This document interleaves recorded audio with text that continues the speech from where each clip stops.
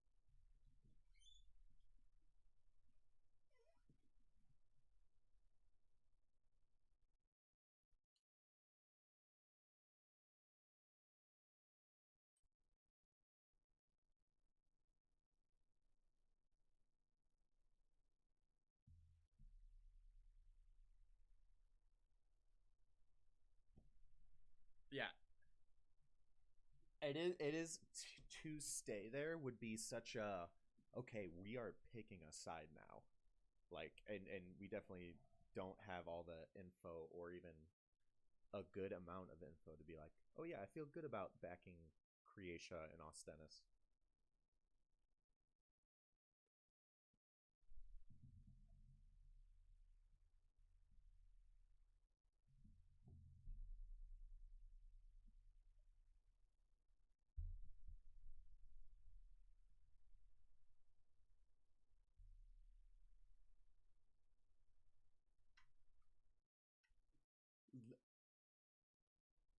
None of us, yeah, yeah, yeah.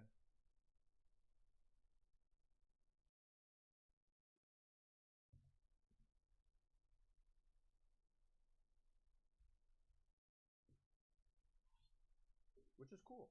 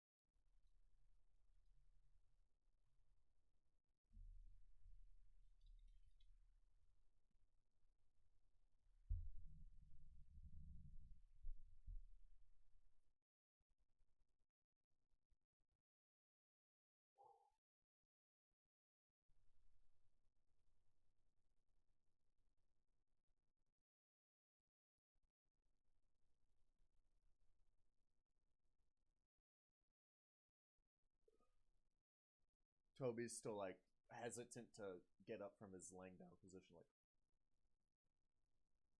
we good?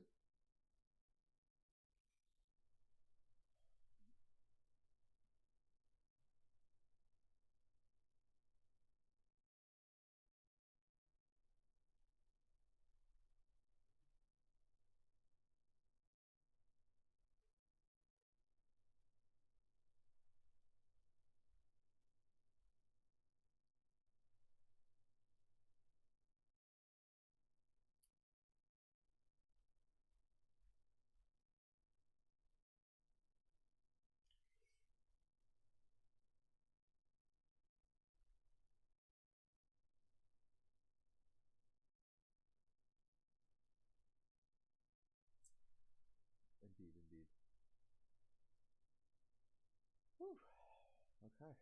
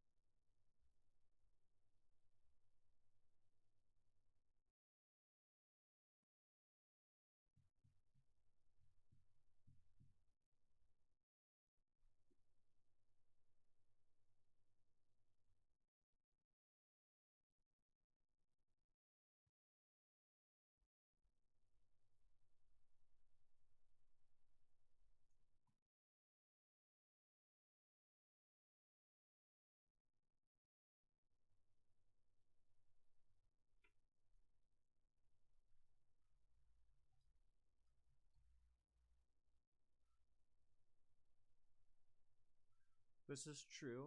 They were also a bit inhospitable. Maybe we could clear out some of that mold first. This is.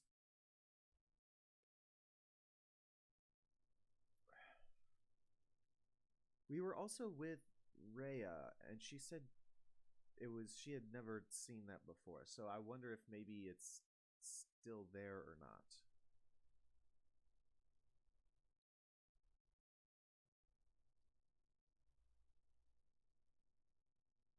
Mm.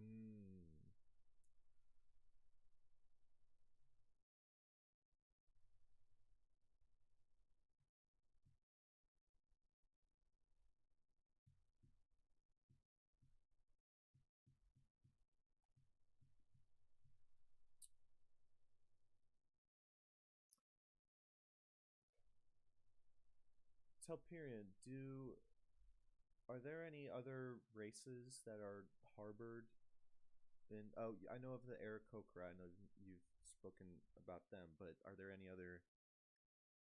Are there humans living among you sometimes? The lone half orc, the lone half elf, who make their way in. Like, I wonder if your people have willingly or unwillingly set up this sort of a barrier to prevent entry from non-elves.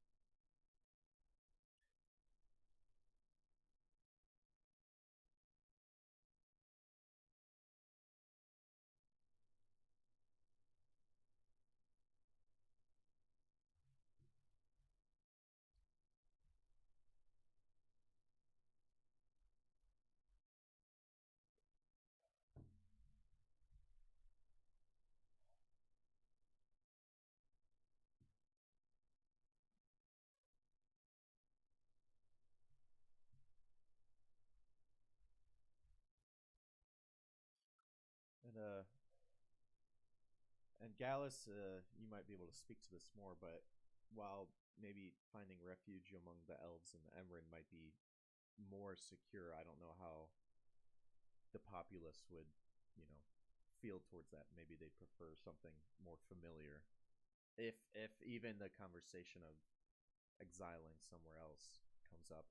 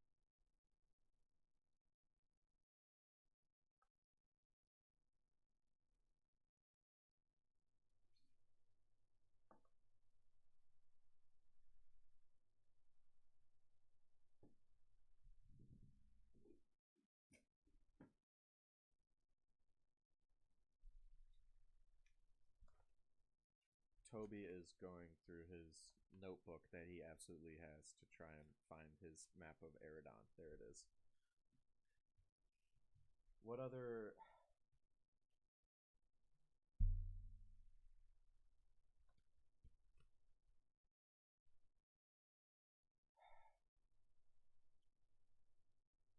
Are there?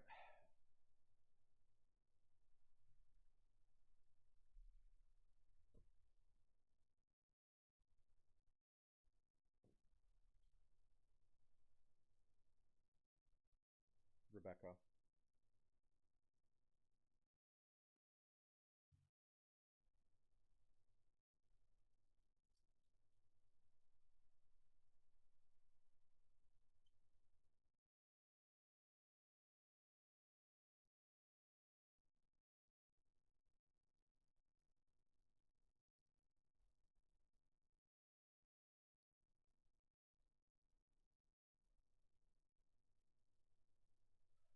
I I think we're I think we're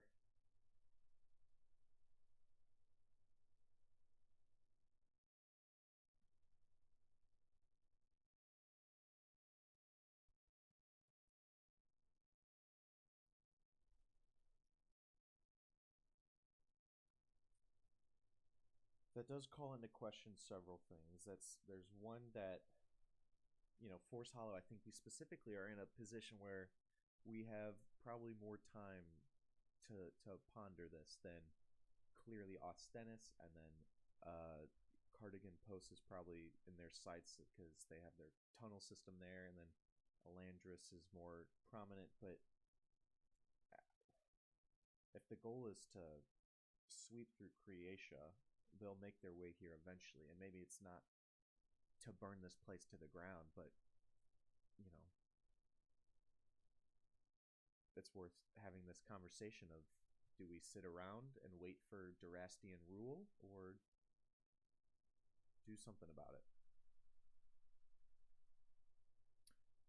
Would Toby know? Well, for one, Elandris.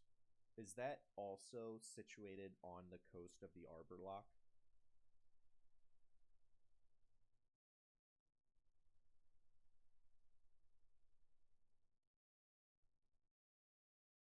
Right.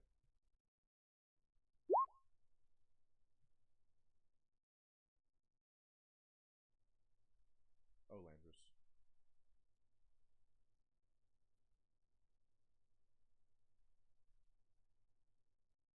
Oh. I was thinking north for some reason.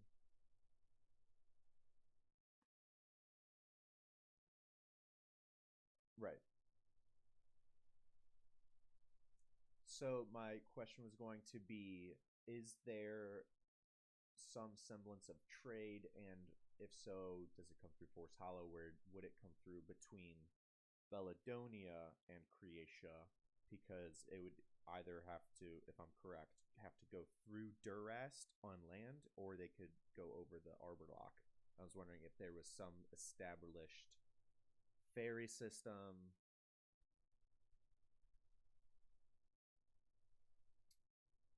This is Toby thinking to himself before he poses a question.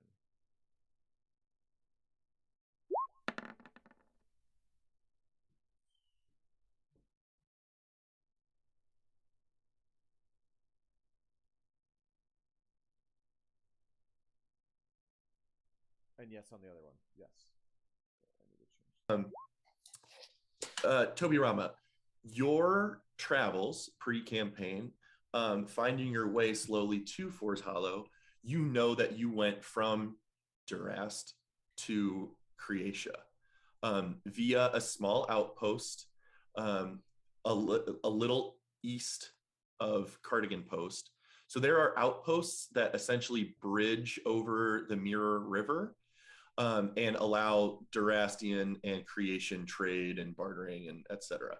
Me, There are yeah. there you do think there's probably some ways to directly get from Belladonia to Creatia. You just haven't ever been there or know of them.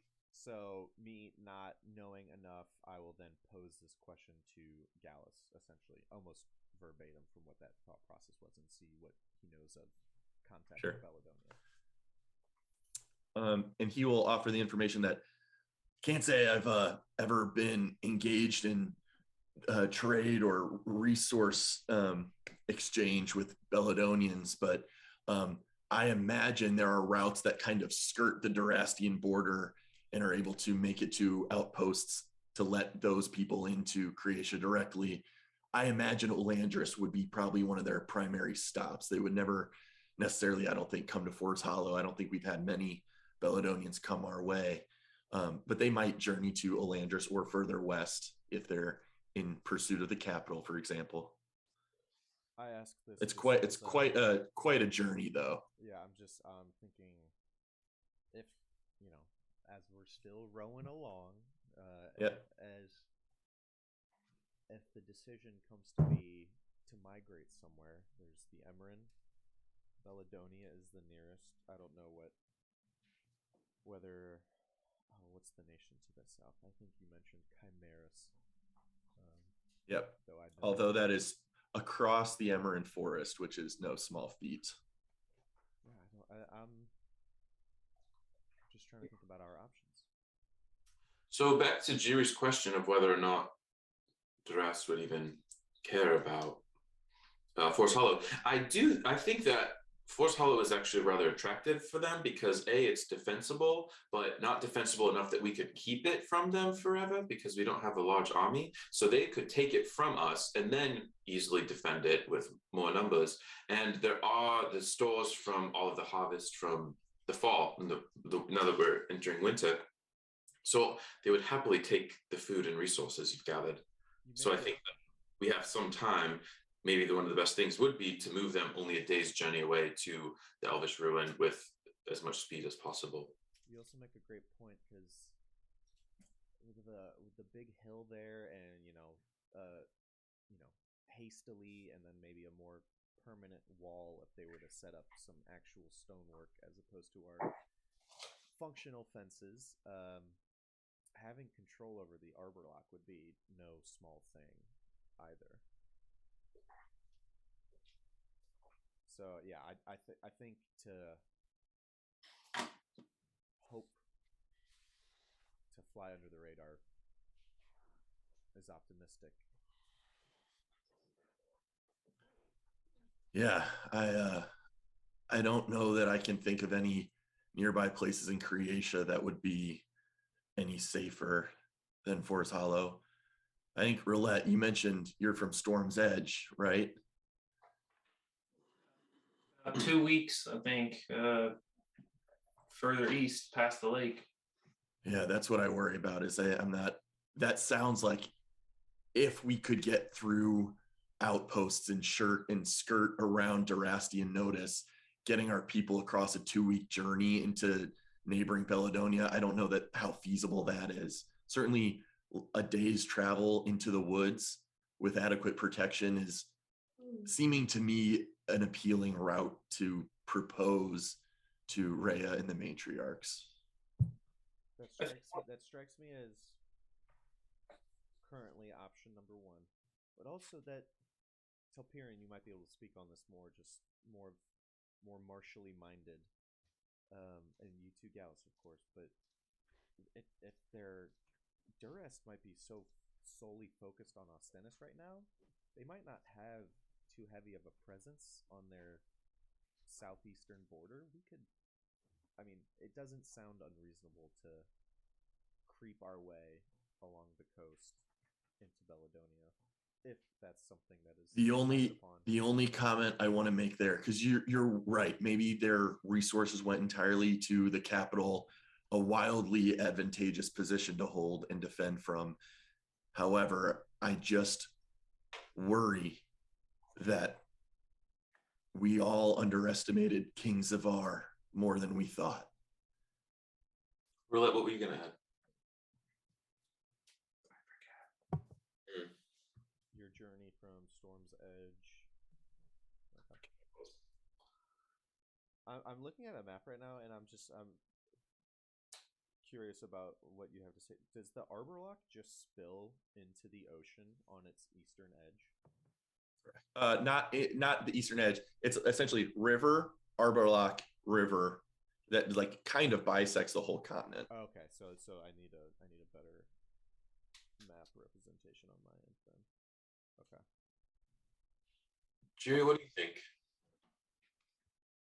And like I said, I almost feel like we're worrying too much, right? We don't know what's going to happen. Maybe we should just go back and see what the townsfolk think. They might have good ideas too.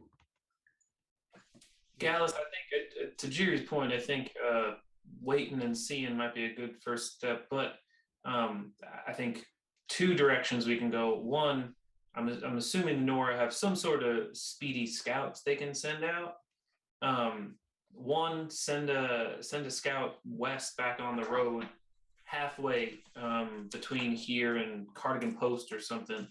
Keep an eye out, and just if Durast is going to be coming at Forest Hollow, they're going to be coming from one of two directions. Either one, directly from Ostanis, continuing their push into the nation, or two, where I think a second scout might be helpful, is just somewhere due north of Forest Hollow. I don't know if there's any, I guess basically along the path that I came from Belladonna across Durast into Forest Hollow. I'd say just have some scouts out, but no need to uproot the entire village of people if we don't need to right away.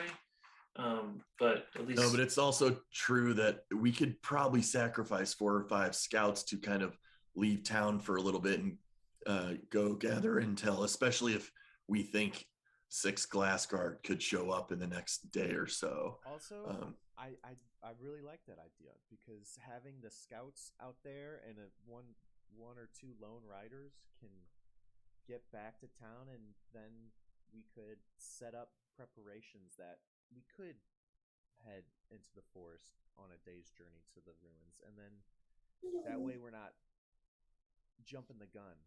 Wait till we know there's danger and have a plan set in place.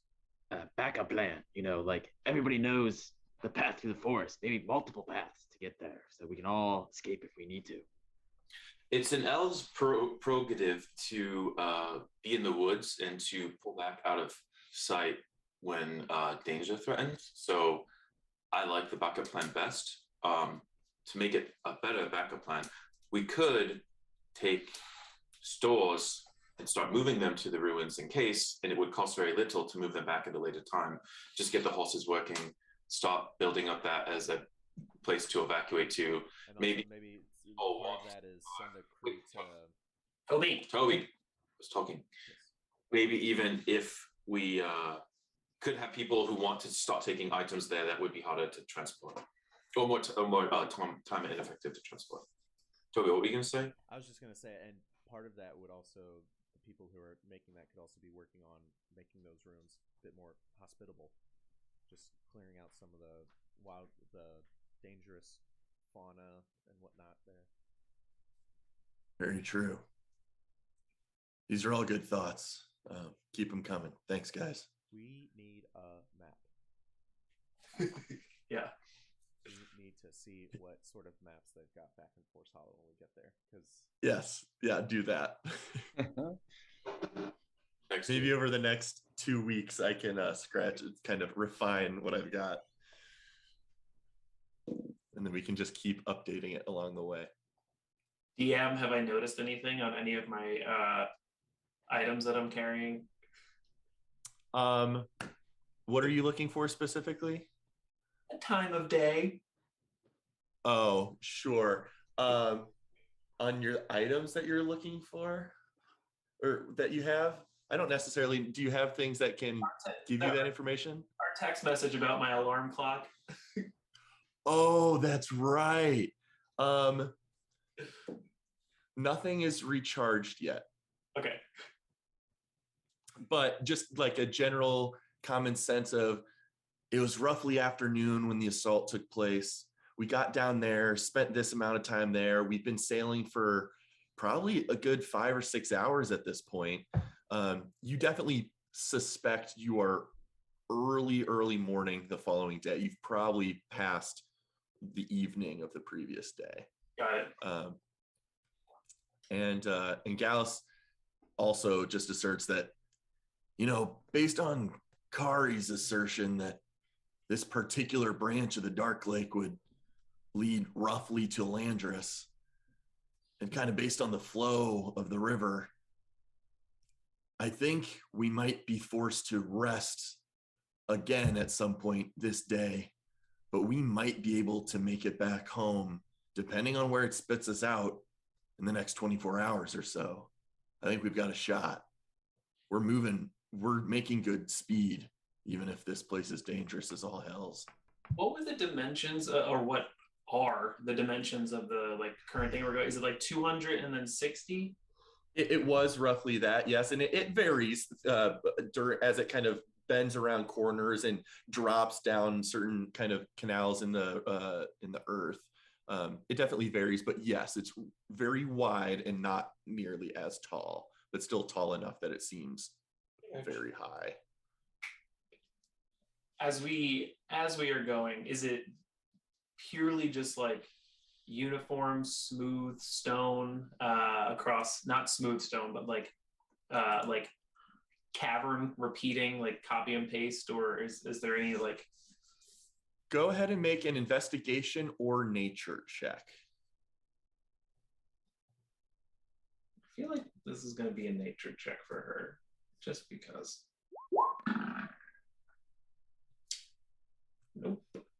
So most of the time it is just seeming like natural stone cavern walls. And that is fairly monotonous for the first few hours.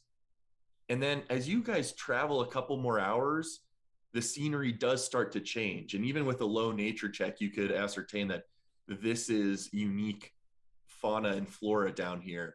Various bugs and crystals start to slowly illuminate different parts of the cavern with their own kind of bioluminescence. Some are static and unmoving, just affixed to the wall like crystals, and others that periodically kind of float alongside your boat temporarily, like lightning bugs and torch flies and such. Then there's also mushroom caps and plant leaves that are glowing slightly, and just various it starts to, as your journey progresses, it starts to get more and more alien and strange. Definitely no fauna or flora you guys immediately recognize, but definitely an alien environment down in these depths. I'm gonna take 4. I think I can do 4. Yeah, 4. I'm gonna take 4 copper, and I'm just gonna light all 4 of them up, and I'm just gonna chuck them ahead of us. This is not for I want to see what happens when they drop into the water. Sure. How far deep down it goes. You do this 4 different times. Make a perception check as you kind of are surveying the surroundings once they kind of submerge in the water and sink down. Jesus. The light does die down fairly quickly. The very dimly lit cavern environment, although those things are giving off light as they sink, they definitely get dark rather quickly. You're definitely noticing shapes down there. You'll see a fish swim by, like a darting dark shape, or maybe something larger further down, but nothing is assaulting your boat at the moment. The water is more than 5 feet deep, though. Yes, it is. It seems to be sinking down 5, 10, 15. You lose visual and not sure how deep these go. Are there interesting you guys edge? Say it again? Are there interesting plants along the edge of the banks? Yes, roughly, 100 feet in that direction, 100 feet in that direction. But yeah, there are occasionally just a bioluminescent flower bloom, or a stalk of an orange, slightly glowing mushroom cap. I want to steer the boat a little bit towards it and just try to yank a mushroom. Sure. With your hands or from distance? With Kair. 60 60 feet of distance. Make a intelligence check for me. Nat 20. Oof. Even with your very minimal strength, you do wrench free a kind of greenish blue bioluminescent mushroom stalk with a kind of a cluster of 3 caps at the top. But you can add that to your inventory. 1 bioluminescent mushroom stalk.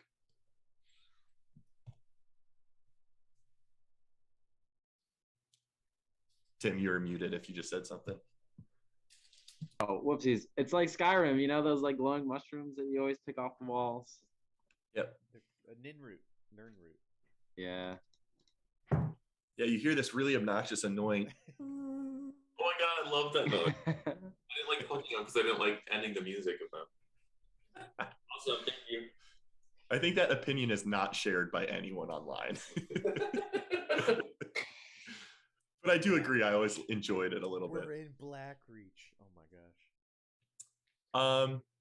But you guys continue on. Would everyone give me a perception check as you're just sailing on for another few hours? Gosh, I'm not guide involved. myself, unless that doesn't make sense. Yeah, no, it absolutely does. You can kind of pray to your deity and ask for guidance. 22.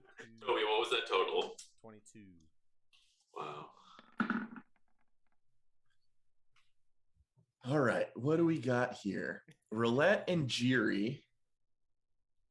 You guys are just kind of taking in the surroundings. Even Roulette, even like being biologically savvy and like knowing how things grow, and just like from being a good student in your homeschooling. This is all kind of wild to see because none of it you've ever seen before. Jiri, I imagine there's probably some sense of wonder, just like the beauty of this place, the kind of dangerous beauty. Yeah, Jerry doesn't shut up ever, so he's probably just like talking to himself. Like, sure.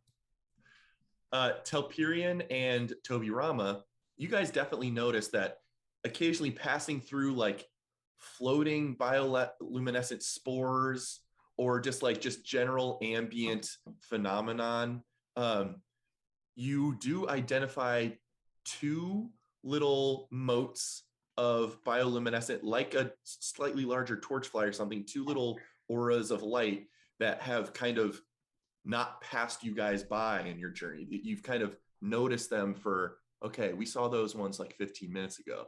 Okay, it's been 30 minutes. Those ones seem to be like flowing along us for longer periods of time. Trying to pull one towards me. That's a good question. Right now, they're probably 60 feet away from you. Can you reach that? Yeah, kind of 60. Okay. Go ahead and make an intelligence check. Okay, I'm not trying to like grab it. I'm just like, I want to guide it closer to me, like 15, 10 feet away so I can just inspect it. Okay. Nat 20. Bro, what?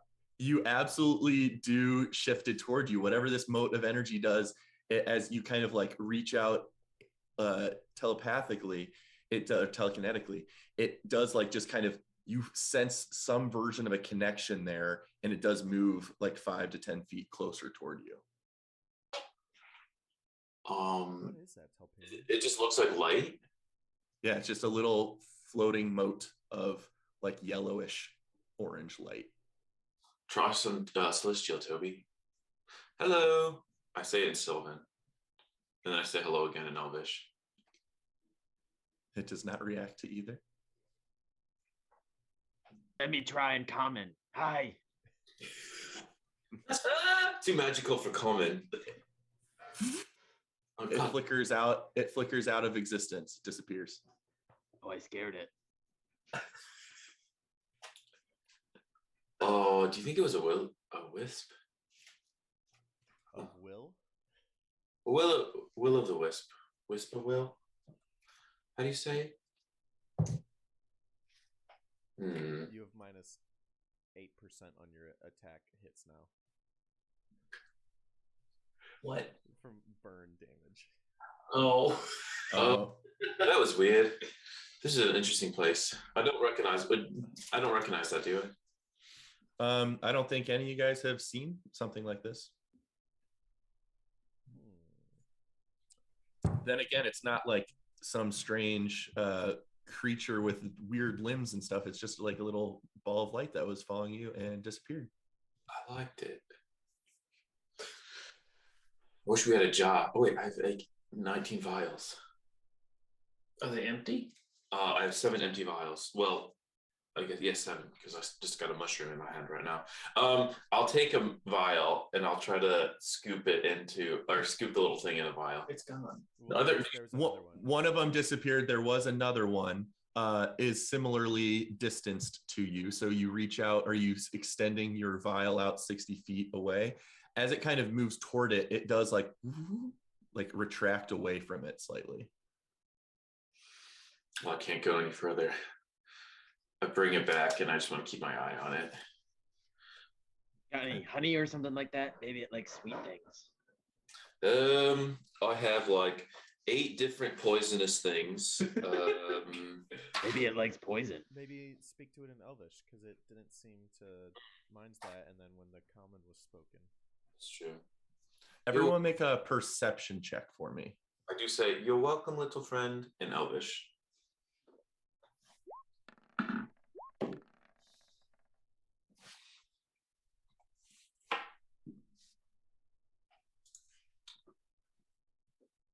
Everyone that rolled above a 15, so in this case, Roulette and Toby, it looks like, you definitely hear noise ahead. Like there's some kind of rushing water or turbulence to water. Telpir and I are like arguing over like how to get it into the jar. I say, Jiri, say May Lavonin. It means well met in Elvish. No, Telpir, we need honey. Find honey. Period. Yes, that's me. Jiri, I don't have honey. Telperian, quick favor, can you how far can you extend that torch in front of us? I whip my torch 60. I pull the vial back and whip the torch 60 feet in front of us. You extend it 60 feet ahead and the light ventures further. Still not able to see anything, but you're definitely hearing an increasingly loud echoing from up ahead as if some kind of falls is in front of you. Should we pull about? We should pull over, I guess. Yeah, see if there's any banks nearby we can grab onto. What I guess look out and see if you see anything like that. Hey, send your torch on each side. See if there's anything coming up. Send it. You kind of direct your thing to the right and then to the left, and you do see a shallow bank that you can kind of pull your rowboats over toward. So upon seeing that, all of you guys kind of just force your way over, still on kind of fast flow, but you guys are able to kind of bank your rowboats over to the side a bit. And 20 feet up ahead, you do see with the torchlight sending out, not 20 feet, probably like 50 feet or so ahead, you do see the decline, the sudden drop of water, although in this dark cavern, you're not sure how far that continues down, but you're just hearing loud noise. We were in the boats for a while, right? Yeah, you guys have probably been traveling now for easily 10 hours or so. It's been quite a while. So could that have been 10 hours that Roulette was weaving the griffin feathers into my cape? If she wants to have been doing that. So I will say, on the top of my to-do list, literally for today, is a griffin cape, and I wanted to ask if I could start. So I do have weaver's supplies when I first fixed Jiri's coat the first time to make little air pockets. I have no idea if I have everything I need to start with this griffin cape, but I at least want to get like some work started on this.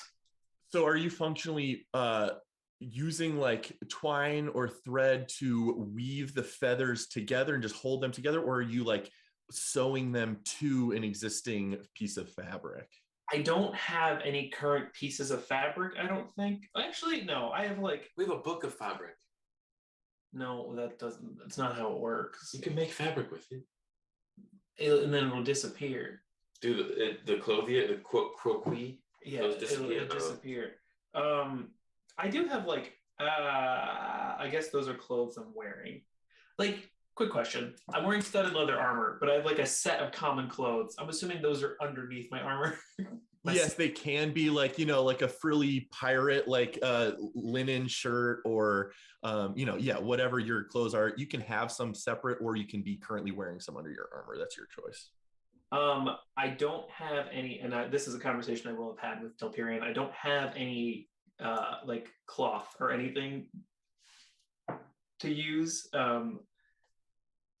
So it's a great question. We have a cape, so I guess you try to use cloth to adhere to the cape. I'm just curious, what are you doing? Because you could sew them to Telperion's existing cape, or you could sew them just together to be affixed to something later. Like, just what's the vibe you're going for here? It's your question. You would start at the top of the cape with is it the white feathers down to black? With your current cape? Yeah, like I can give you my cape, and then you just start fixing them in. That's what I'm doing. Yeah. Okay. So kind of a gradient ombre pattern of the fading from light to dark at the bottom. That's cool. The white is the top, fading down to the dark ones. Roulette, with the use of maybe even occasional mending, if you make a mistake, just make a general dexterity check for me. I don't think you get proficiency with Weaver's tools, so just dex check. Not yet. Yes, not well, yet. I don't know if I ever will, but not at this moment. Oh, gee. Big old 5. Roll a d10 for me. Oh, Jesus. Twice. Solid. So no, we're not going to critical it, but you do in the process, you do notice that like in the boats rocking down the turbulent waters occasionally, this is a delicate task that is requiring a more steadied hand, and you do unfortunately lose 10 feathers that just kind of elude your grasp on the way. But out of a lot of feathers, I think there's like 142 or so, that's maybe not a detriment to the idea, but you do lose some feathers along the way. Rolled low on what you wanted to roll high, but you are able to functionally start the job. You sew like maybe a shoulder's height, maybe you get like 30 feathers applied to the top of the cloak, but you lose 10 additional feathers. I've gotten like 3 edges of this puzzle done. Yes. And so if there were 142, if I'm remembering that correctly, there's 102 feathers left. 10 have been lost, 30 have been applied to the cape. I'll keep track of it. I got it. I have the feathers in my pocket. Okay. Just put a custom. So it's actually very Game of Thrones right now in terms of it's just like a low-hanging cloak, and it's just like a little extra puffy toward the top back. So it actually looks nice for what you've accomplished so far. But okay. To the bank.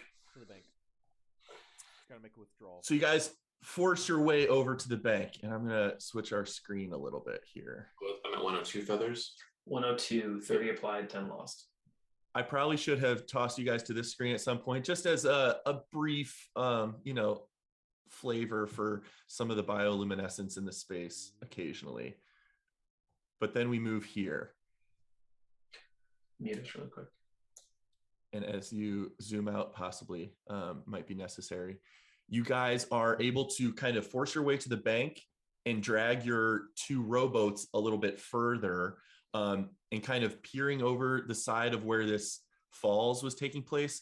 It's not falling an enormous distance, but it is opening up to a larger cavern area.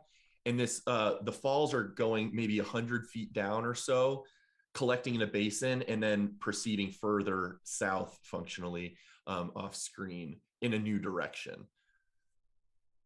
Well, looks like we might have to make our way back down there if we want to keep on the river, but I'm glad we pulled over and didn't take the short way down.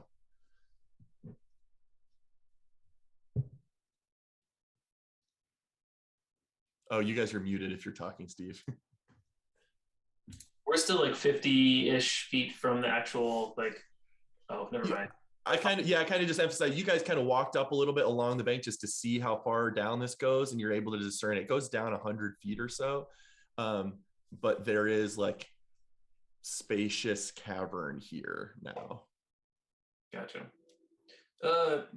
Telperion, and by no means am I suggesting this. I'm just wondering that thing you did with the piano back in the ballroom. Is that a?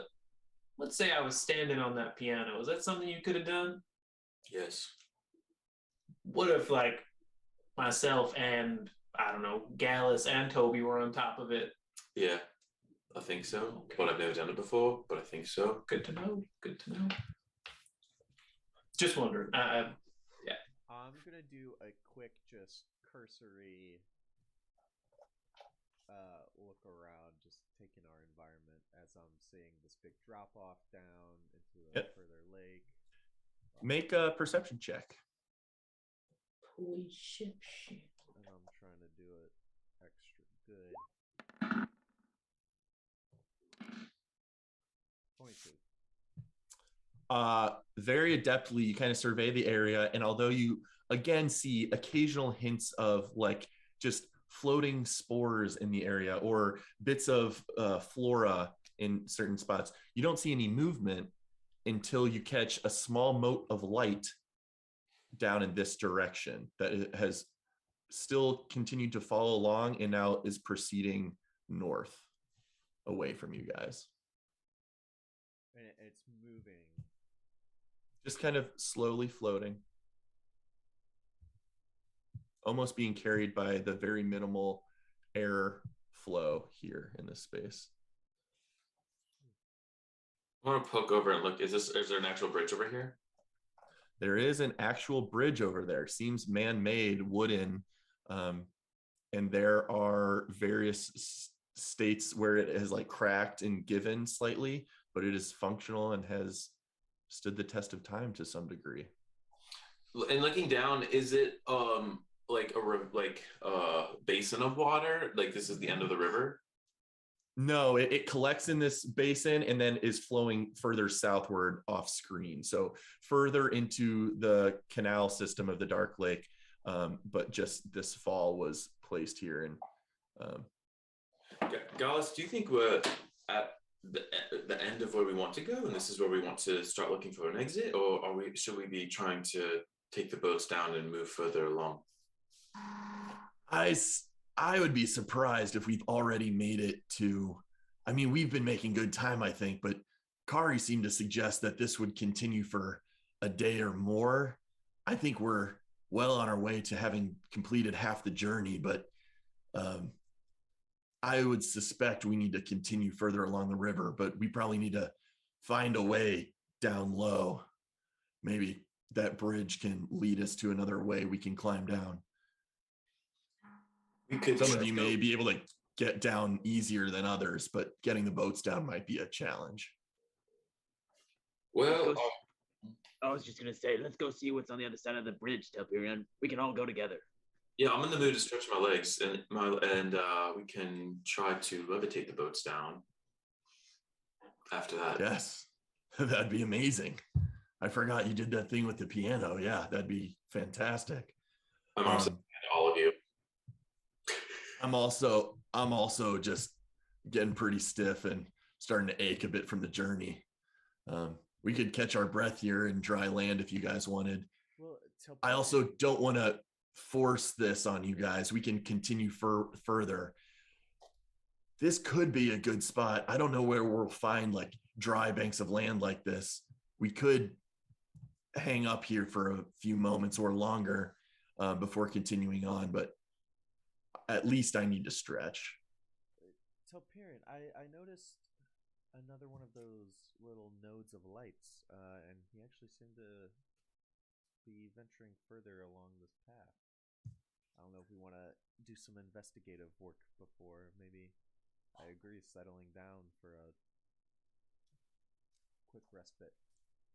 Jiri, as you're tiptoeing and the bridge is like creaking occasionally, make a dex save for me. Yeah. Jiri tries to stealthily walk away.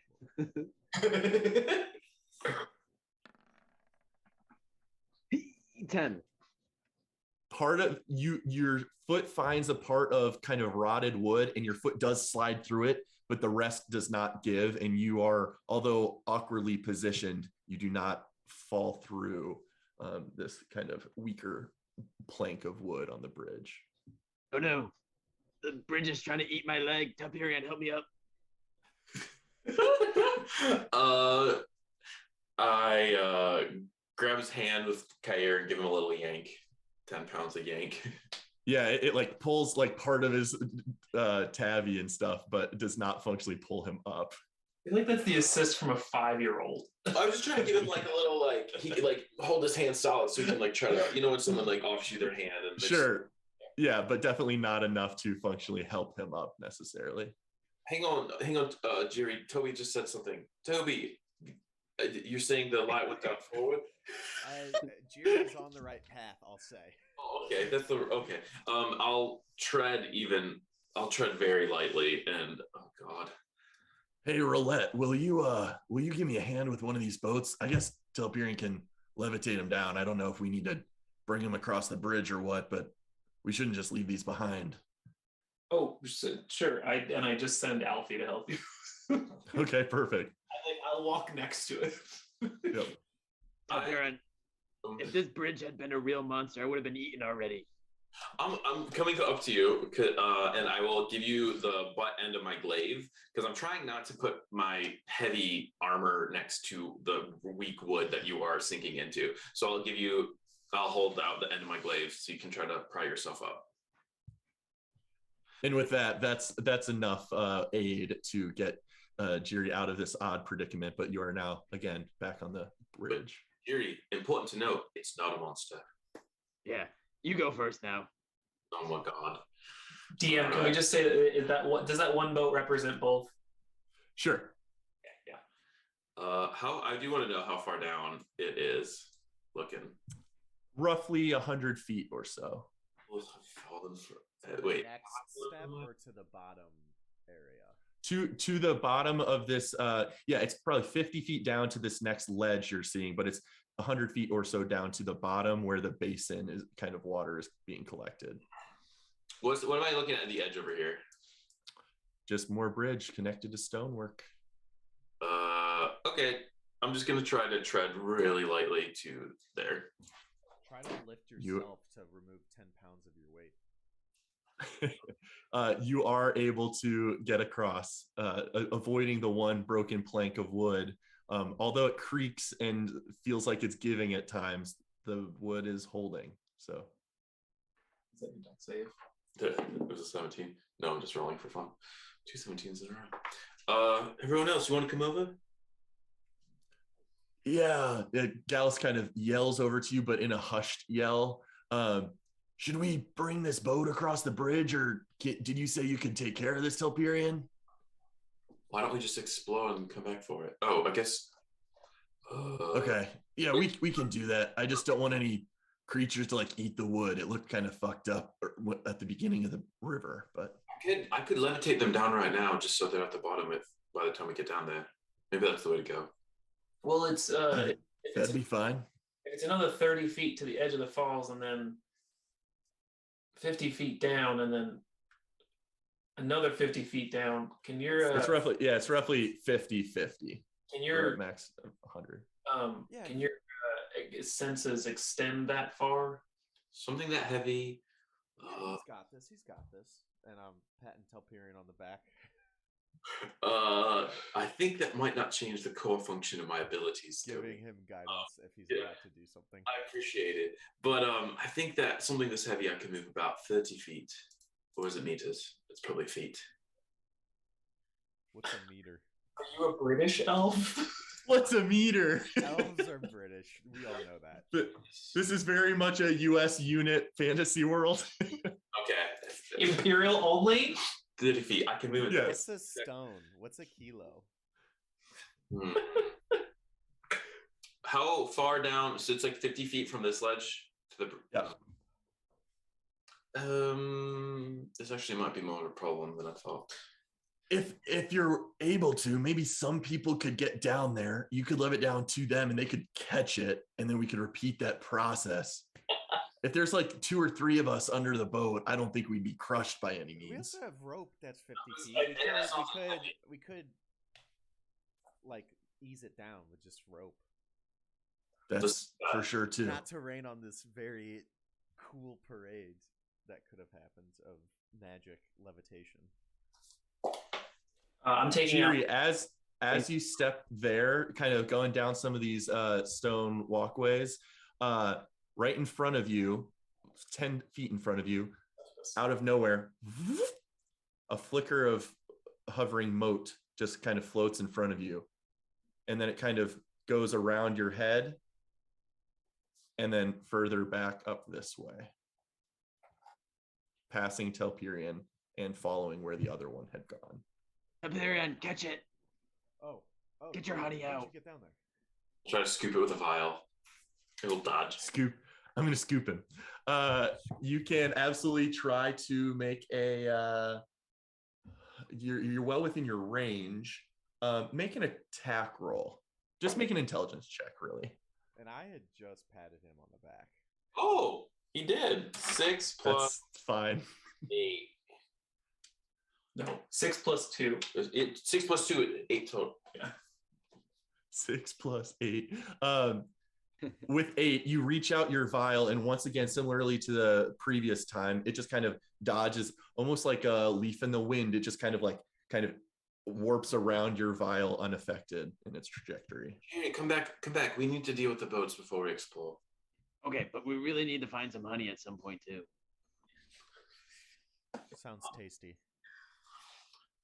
I'll get you honey. All right. Back to the boats. Roulette, do you want to affix some rope to this end of the boat, and I can do the same for this end? Yeah, I'm already tying one of the.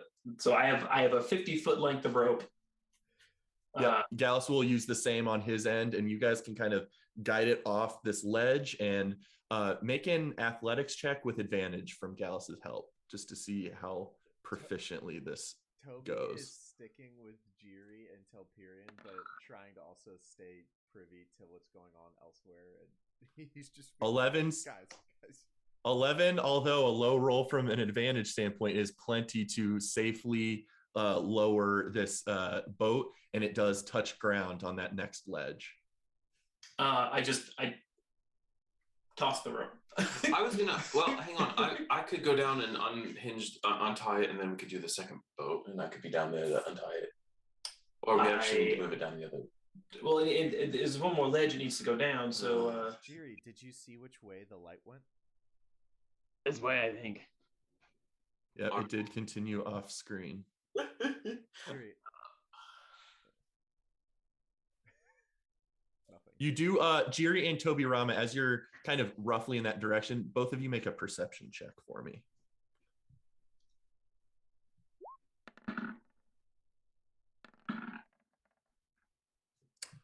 Both of you see, like, there's an area where it kind of goes through a small tunnel, and you're definitely seeing some light from within that tunnel, and you do hear the subtle sound of running water.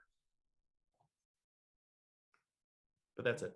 Jiri, you go let them know we found something, and I'll stay here and keep an eye on it. Okay. Guys, we found something. You expertly avoid the plank you stepped through previously, and you're safely able to get to the other side. Here, help us get these fucking boats down. Oh, okay. Telperion, hold on to this, and I give him my bag, so I am just like unburdened. Oh, nice. And I just start climbing down to I don't know what end. We'll have to send the second boat down, huh? We have to send the second boat down. So let me go get the ropes. I'll be right back. And I climb down. Yep. You're very able to. These are not difficult walls to climb, and you very dexterously, quickly scale down the wall. Are able to grab the rope that you threw down, or are you bringing it back up? Yes, climbing back up with the ropes. Okay. Why don't we just water slide it down? This will be safer, although it's more boring, and I want to see what you guys found. I want to help lower the second boat down. Okay, so over the course of the next 10, 20 minutes, you guys are able to, the three of you, Roulette, Telperion, and Gallus, with Alfie's help, of course, are able to functionally, slowly lower both boats safely down the whole path. Yay! All right, what'd you find? All right. Toby said he found something. Yes. So, okay. I think that little light was leading us to another area. I hear some running water, but this is heading more north, which I know isn't on our route. But Topian, you can walk straight. You don't have to check each side every time you're taking a step. I like clicking. Also, one thing to be careful of: these things might be trying to lure us somewhere. They might not be playful, so 100%. we should be careful. Where do you want to go? I don't care. Someone choose. I will lead the way in the direction I saw that little light go. Okay. Tentatively. And as you guys all start making your way down there, you're hearing the sound of running water, and a very small stream seems to be kind of emptying itself from a side of the tunnel, and it just kind of filtering into your walking space. And it's not like retaining a ton of water, but it is a couple inches of water on the ground up in this area. And so your footsteps do start to splash a bit.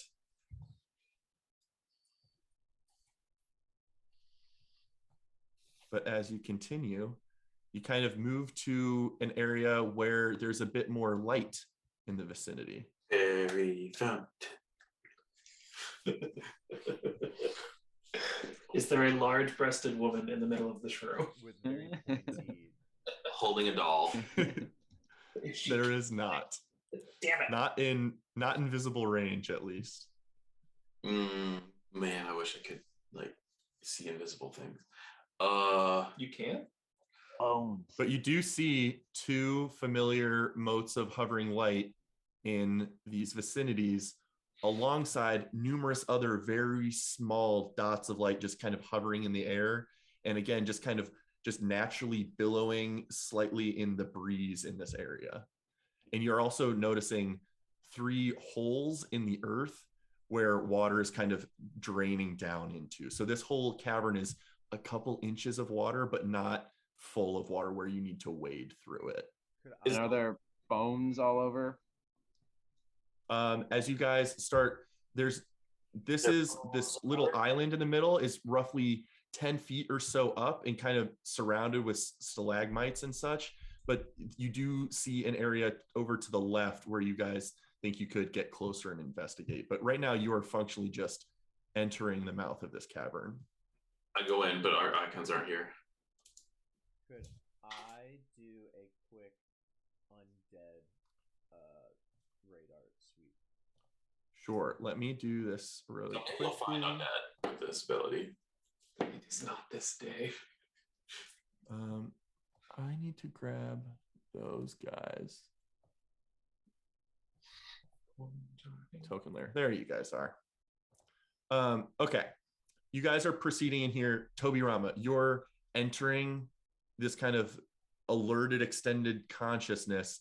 And as you kind of blink and open your eyes to this phenomenon, you see, although many of the dots in the surrounding landscape, whether they're spores or just like bioluminescent bugs or just like strange like bioluminescent dust mites that are just floating, all of those retain their kind of luminescent color, but the 2 slightly larger motes definitely glow with an enhanced vibrancy. And it like almost forces you to avert your vision for a moment. It's like glaringly obstructing your vision. I'm gonna grab the back of Telperion's, not the feather part. I'm gonna grab the back of his cloak and say, Telperion, hang on just a second. There is some perversion of life and death going on here. Let us proceed. It's perversion. Quite.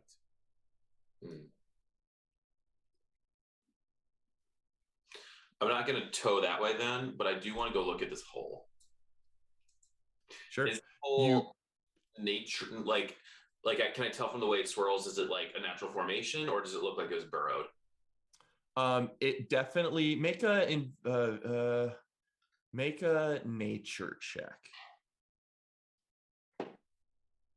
20 total. Dirty 20. Although it's hard to tell and the striations seem natural, you could totally see how this thing could have been burrowed by something, but it also seems to be natural enough that water's just finding its way down this thing. And enough water is getting down there that you don't suspect in this moment that there's some creature lurking down below just waiting to jump out, because enough water's rushing down there, it would drown the thing, theoretically. Toby, should we stop the perversion?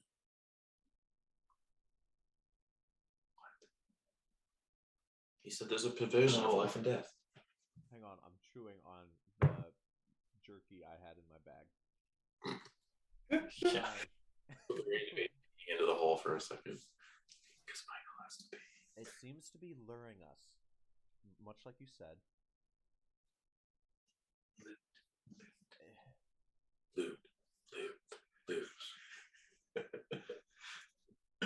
Let's not lose sight of our goal.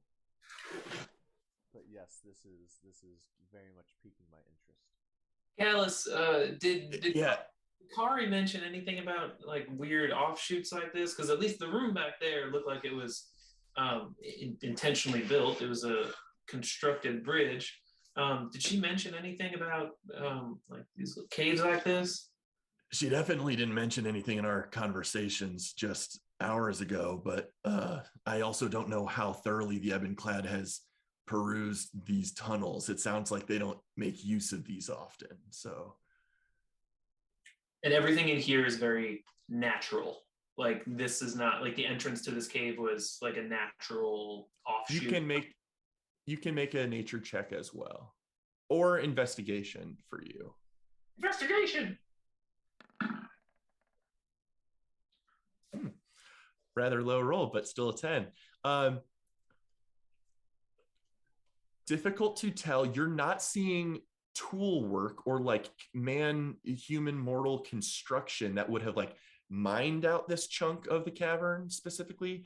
Although with the way it's situated and the stonework and bridge we're kind of building toward this area, it does seem perhaps odd that this natural formation in the cavern would have just occurred via like tectonic shifts in the land or something. So it seems oddly placed, but you're not seeing anything that's specifically indicating man-made stonework. I'm gonna cast Warding Bond on Jiri, who still is wearing the platinum ring. Toby, do you have a way to like scare away the undead things? I will use thaumaturgy, and this is still something that isn't very intentional. Is the speaking in celestial? What am I going to say? Sorry, I just feel like Telperion asked that question and Toby's like, pots and pans. I meant something a little more concrete, like if you channeled something. Hang on.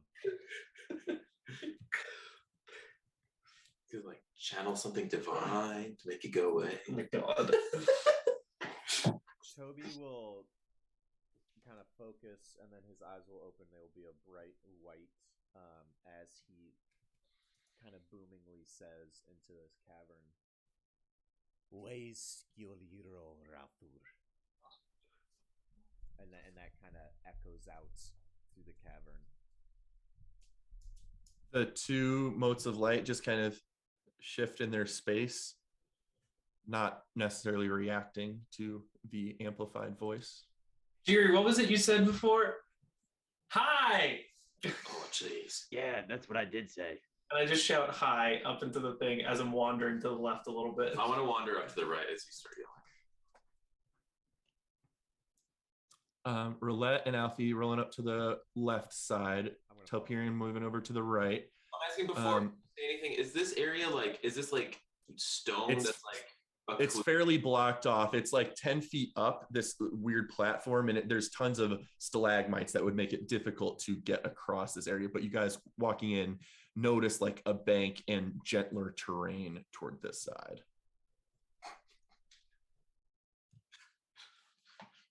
Serious exploring.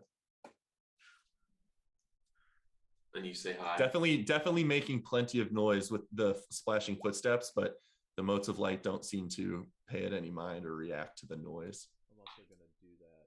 Oh, it didn't show up. But yes, I cast False Life on myself. Okay, got it. False Life on yourself for 8 temps, it looks like. Warding Bond has been cast on Jiri. Got it. Helpful question. MK, what's your armor shield situation right now, Bo? Bow out, not shield out.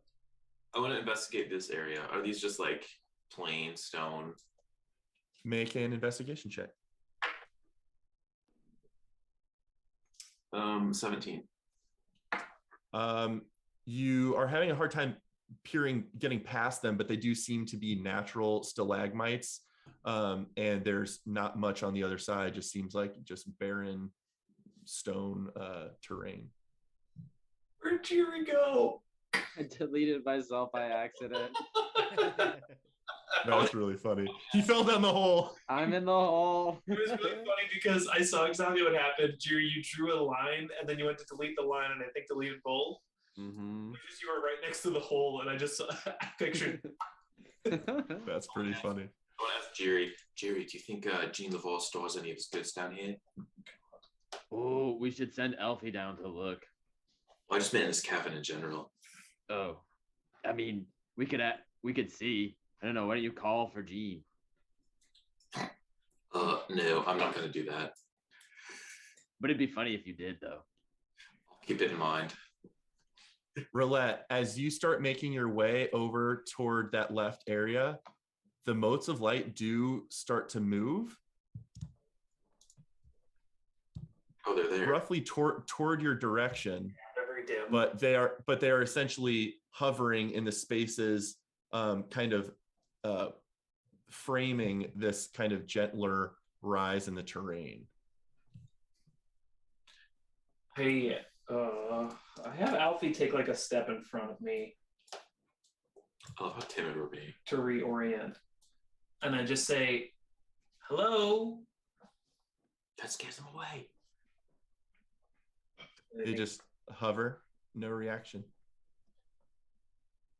I'm like peeking around. Am I still like everywhere that I've gone? Is this still inaccessible, or is there any parts where I could vault? You could probably with difficulty climb up an area that is not that is kind of more occluded, I guess. But these spots are jagged, difficult terrain. But you can make a athletics check to try and get up. I'd like to. Okay.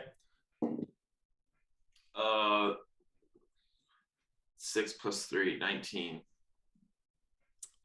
You absolutely get up. Although, as you're pulling yourself up to this higher spot, you step in a puddle that just squishes. As I make this barely visible. I got dirty with something. Oh no. There is something that has adhered to the bottom of your shoe that is wet and gray and gross. I try to scrape it on the rock. Do the motes do anything as he gets up there? There's no way. The motes have not reacted to Telperion. And as Telperion, as you try and like kind of scrape this off on a rock, a small little pseudopod reaches out from it at you. Oh jeez. But just impacts just part of your leather cape or your fabric cape and just like whacks it and dealing no damage. Haha! And I want to swipe at it with my sword. Okay, roll to attack. Oh god, and that one. It like as its pseudopod retracts, you swing, missing this thing's form, and then it starts to like try and crawl up your leg a little bit slowly. Stepped on something alive and nasty. Probably wants to eat me. All right, let's get up there. Let's help him out. I want to take out my blue stone and like move it around and pretend like it's like a moat as well Okay. at the thing. Before we start combat, As you start doing that, they just hover in their same spaces, kind of framing this little walkway, not walkway, but like looser rubble that could give an easier climb to this raised island. Yep. bio break before anything else. Sure, or like 30 seconds or a minute more. Sure. Critter has a TPK plan. Oh, I want to take if I have, we're not in combat yet, it seems like. So I want to take. No, but this thing is definitely like grabbing onto you and trying to reach for you. I want to like smack it with the blunt end of my blade, so I'm not going to chop my foot, but I want to like try to. Sure. So you just tried that on the previous turn, let's say. So let's give everyone else a chance to do something before it tries to, before you two can interact again. Guys, is this like a boss battle? We're gonna have to fight something. I don't know. Be careful, wary of those moats, and let's just take it nice and slow. And I don't know. It's climbing up me. Jerry, get up there. I present my interlocked hands to help Jerry get up there. Sure. With just even a little bit of help, you guys are able to get up those steps. This is certainly an easier part of the terrain to climb anyway. But as, let's say, a couple of you guys and then Gallus start making your way up to the steps, as Telperian's trying to scrape something off of his shoe, and you guys kind of see that in your peripherals, but kind of more closely examine just the general vicinity, you do see 3 skeletons, just like of far decomposed humanoids, just laid on the ground here. And it seems to be some kind of runic inscriptions on the ground underneath them. And as Telperian is getting ready to try and get this thing off his foot, the 2 motes of energy glow brightly, and then Toby Rama and Gallus are both going to be subjected to their shock of lightning, but we'll pick that up in combat. So everyone can roll initiative and we can take a bio break. If our adventures are any indication, there's some daggers and poison in the skeleton satchels. Oh, Jesus. I'm rolling like poop today. Telperian, be faster. All right, BRB. What just got a fucking 27? Whoa! Will o wisp. I knew it. What is that dex? It's a wisp named William. Their dex is literally 28. Yeah, and over here, Telperian's trying to catch it in a jar. Possible. All right. I think I got things in roughly in order. I think, did I? Will-O-Wisp. Oh, yes. Yeah, I got to add him. You're right. I didn't click on the right guy. Thank you.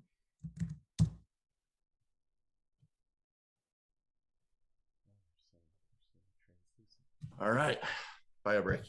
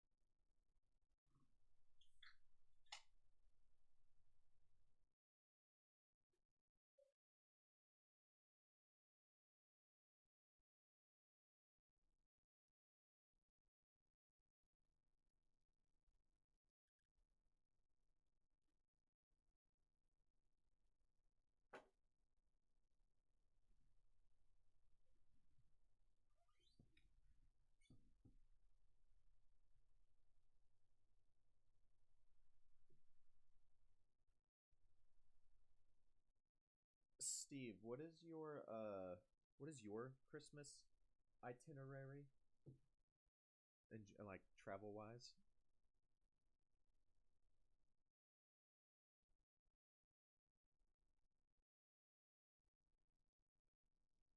I want computer monitors that are also touchscreen. Like I just want to be able to reach out and touch it. Unsure. Headed home, but I don't know. Omicron's being a fucking bitch. True. Yeah. Why is it called that? I don't know. It goes by the Greek letters or something. Yeah, but they're out of order for the alphabet. They No. picked whatever one they wanted. No, they skipped 2 letters on purpose. They skipped Chi, so XI, because they didn't want, literally because of the Asian origins of it, they didn't want people to get confused or offended. And there was another one they skipped. Shit. My friend Amir just did a trivia question on this. They skipped another one. So they skipped 2 letters and went right to from Alpha, beta, gamma, delta, epsilon, zeta, eta, theta, iota, kappa, lambda, mu, nu. They skipped a ton. Are you pledging? Omicron's like what? Are you pledging right now? No, but I know part of the Greek alphabet. They skipped a ton of them. I don't know. Because me not knowing it, I was like, why did they pick a transformer name for a COVID variant? Okay, Do you guys want to know what I just did? Pooped. In my rush to get to the bathroom while brewing coffee, I pressed the Keurig button go without putting a cup under it. So I just filled the whole basin under the Keurig with coffee. Oh my god. Just the dumbest thing I could possibly do. So do you have coffee? I do have coffee though. I brewed a second cup. Also, here is obviously what you guys are seeing. Just little globies of light. Just cute little pretty globies. MK, ask Steve your question again. Letters do not reach those classifications. Why is it called Omicron? No, the one before that. What is your intended Christmas itinerary? So Mine or there- yours? Tim, there are a couple of other variants that don't reach the level of apparently like a World Health Organization classification to be like an official variant, and those got titled. But they still, for some reason, they skipped new and XI, and I don't know. I am departing on the 23rd. I think so. 23rd for St. Louis. Dope. Because I knew you were involved in the KC. I'm not going to New York. I'm just going to St. Louis. I don't think. They did not know that. Oh yeah, they don't know that. But was this a recent change where you're no longer going to New York? Oh, nice. So we get you longer, basically? Yeah, I canceled my flights Nice. Friday. Let's go. That's awesome. for us, but that's sad that you don't get to see your family. New York's a stressful place to be right now. It is funny Yeah. because St. Louis just lifted mask mandates for like businesses, and I don't know why. Whereas New York is going through like the second lockdown, essentially. It looks like it's about to be, and I'm just what's happening here?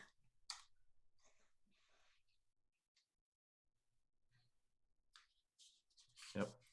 For everyone tuning in, this was your weekly COVID update. So thanks. It is December 19th, 2021. Thanks to everyone watching. You're the reason we do this. We are eating chobani today. I hate this. Flavor, a lot more sugar than you think. Also water. Have it. And you. Wow. All right. That's the response to got milk. Water. Have it. Thank God. Extra. Not bottom of For it. those who don't want bad breath. That's getting blocked out. That one's getting blocked out. It'd be so embarrassing if Telperian was the last in the initiative. These theaters are fucking empty. But as you guys start climbing this like central area, you're seeing like kind of carefully laid stonework and skeletons kind of strewn about on runes inscribed into the ground. And just as you're kind of cresting this area, Gallus and Tobirama are going to be zapped by these two will-o-wisps. Well, potentially. Zippity zapped. You get for coming up last. This is the one at Gallus. As soon as it kind of glows, he takes a step back and it barely misses him. And then this one is at Tobirama. Also misses. So just these very minute little that do not impact your form, although they then get dangerously close to your mouth and pulse brightly. And with a sucking sound, you feel something within you being ripped out of your body. Please make a Constitution saving throw. I have somewhat good con. Holy God. He jinxed himself.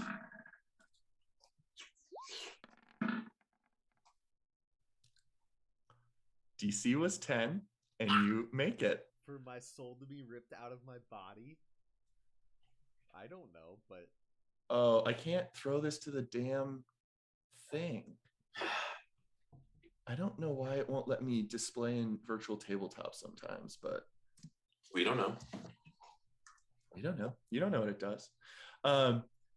But that was the DC you saved. So as this thing is like feeling like it's sucking your air out of your lungs, you just pull back from it out of willpower alone, and you are not subjected to whatever weird effect that was. And that is both of their turns. Gallus immediately reacts with just a axe swing to the nearest one at him. Whiffs and then goes for his second attack.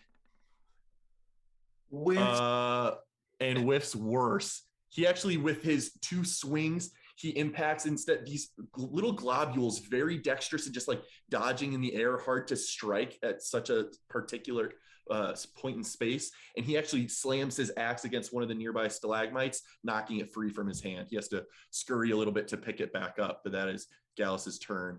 He will shout to, Can you do me a favor? The two the two things, can you put like a yellow marker on them? Just because I know where they are. I just keep losing track of them because they blend into the background very easily. I wonder if I can make them brighter. That was kind of the point, but if they're too difficult to even see, that's a problem. This is a little more, this is a little more noticeable if I tint them yellow. So those two are the ones that just attacked. Thank you. Gallus will shout out, "Quick, kill those things," but to no specific individual. That is his turn. Jiri, it is your turn.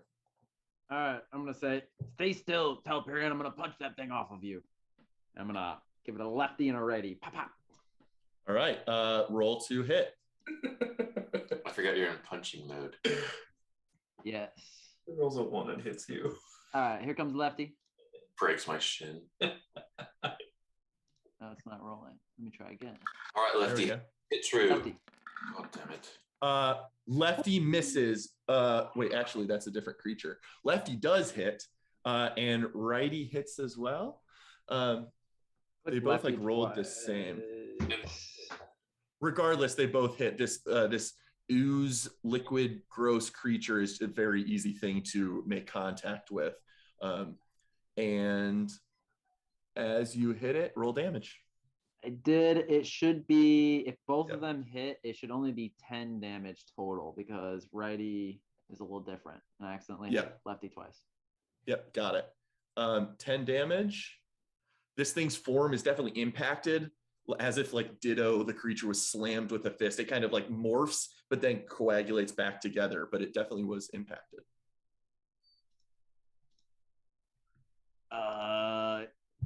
I guess I didn't really knock it out, Telperion. It's still on you. Do you think if we had honey, we could like seduce it off? If we had honey, we should look for bees. Next time we get a chance to look for bees. Not the bees. Toby's getting his soul. Hello, bees. Toby's getting his soul sucked out. Yeah, no, just like Telperion and Jiri just living in their own little world. And is that it for Jiri? Yep. All right. Jiri, as you punch its form, it's going to turn around and lash at you now instead of Telperion. No, I don't have honey. Does a 13 hit? It does not. All right. So once again, it just lashes out and just like harmlessly impacts the leg of your cloth-like clothing. You are smelling a very slight hint of like acidic chemistry happening, but it's not like corroding or ruining your cloth at all. But that is its turn. As a reminder, Jiri, you have a +1 to AC and saving throws. Nice. And take half damage. Wow. That too. I'm ready to take some damage. Your turn. Jiri's a god. Is this thing on me entirely, or is it partially in front of me, partially on the ground?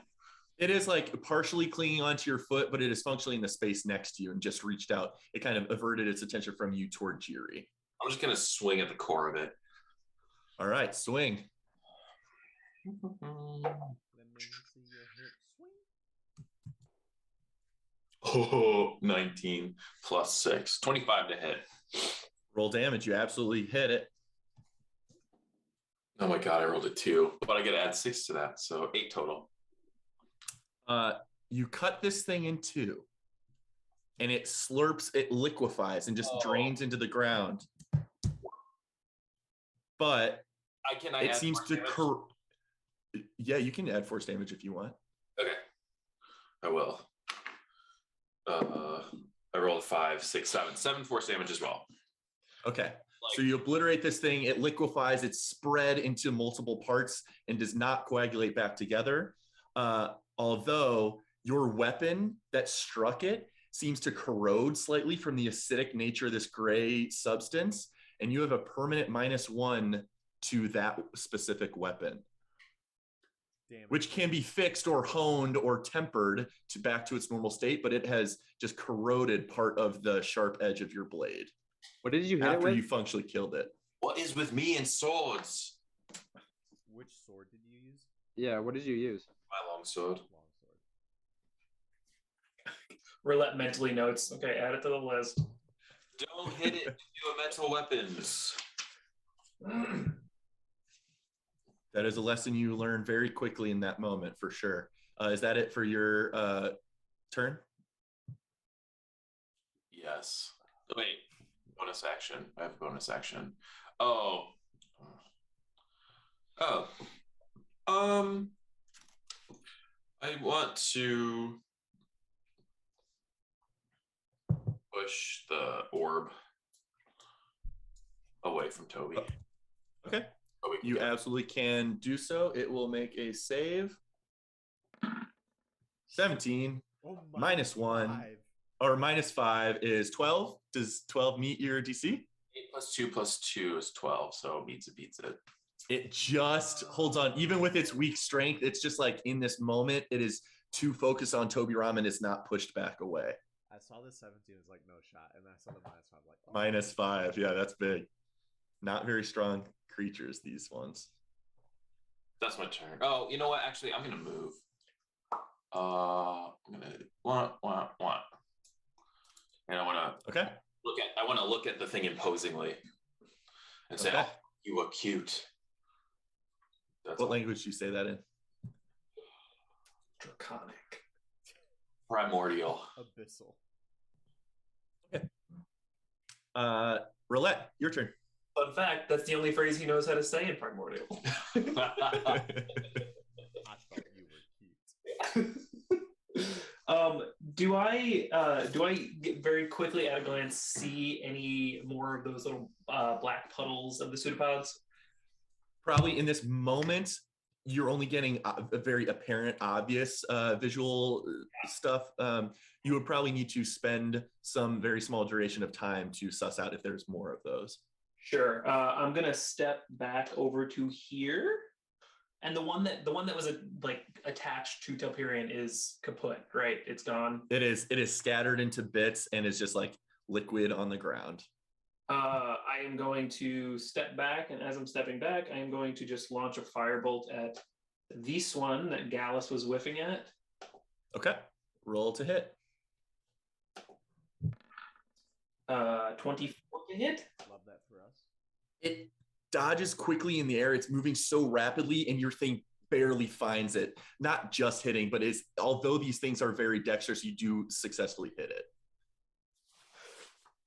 I didn't mean to flavor that as just hit, but it was just flavored as these things are very hard to hit, and you did successfully do so. 3 fire damage. Solid. This thing definitely reacts to. Actually, you notice it glance off this thing's form, and just like a cinder eats away at a part of its form, resisting some of the damage. Down. Alfie, hit it. And I'm gonna have him use a charge from the wand of magic missiles. To Is this the final charge? No, I have 2 charges left. Okay. Yes. I just couldn't remember. And it's 3d4 plus 3, which I have saved. It's a good creature to hit with. 3d. Yes, for sure. 11. Yep, like heat-seeking missiles, although this thing's buzzing around and moving more rapidly than it previously was, these things all find its form and detonate from the inside and definitely do some good damage to it. It seems definitely its form is like flickering, having been weakened. That is my turn. I'm going to stay right where I am with Alfred. Alfred, I love that. Oh my God, he's your butler. My butler. All right, Toby Rama, your turn. Which space is the will-o-wisp right here occupying? That's a great question. I'll do that for you. Here, it's right here, and this one's right here. The answer is both. Okay, I'm going to take a step here. As you do, it is going to lash out with electrical energy momentarily at you, I glare at it. Miss. but unsuccessfully finding your form. Okay. And guiding bolts at this one. All right, roll the hit.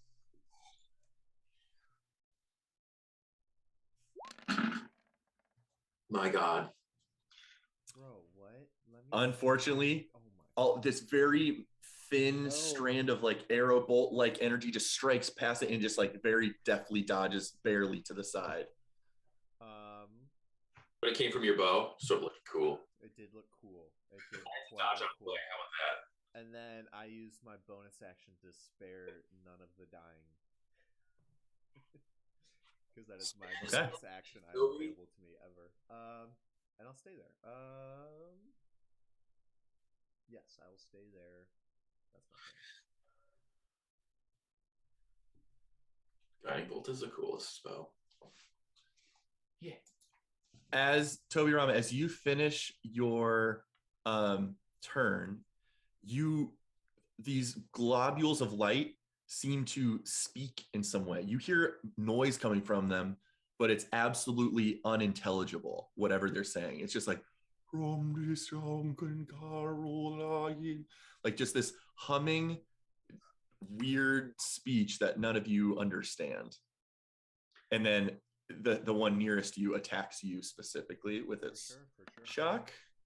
Does 15 hit? That meets it, beats it. All right, so we're dealing 3 lightning damage to you. And then I need you to make a DC 10 saving throw. Con? Yes. Fuck yeah. Again, as it tries to like surge toward your mouth, drawing out your life essence or breath, you pull away in time for it to have no effect. The other one does similar at its nearest target, Telperion. Is going to try and shock you. 14 is not going to hit you, so it just like bounces off your metallic armor. But then I need you to make a con saving throw. At least I'm proficient. Oh, 22. Very, very similarly to you were ready for it. You saw it just like trying to grab essence from these people, your friends' mouths, and it. But you pull away very quickly, and it has no effect on you. Gallus will take up his axe again and try and strike the one that Roulette and Alfie have damaged. You will roll twice. Oh, another. Again, just not able to hit this thing, and then he repositions himself before the next attack, trying to give himself more advantageous position.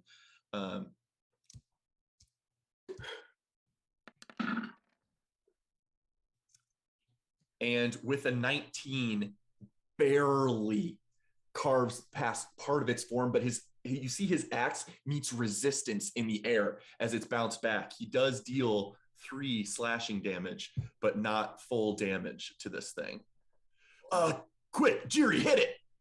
He uses his bonus action to command you to hit it if you would be willing to use your reaction for an attack. Oh, for sure. I'm going to smack it with a lefty.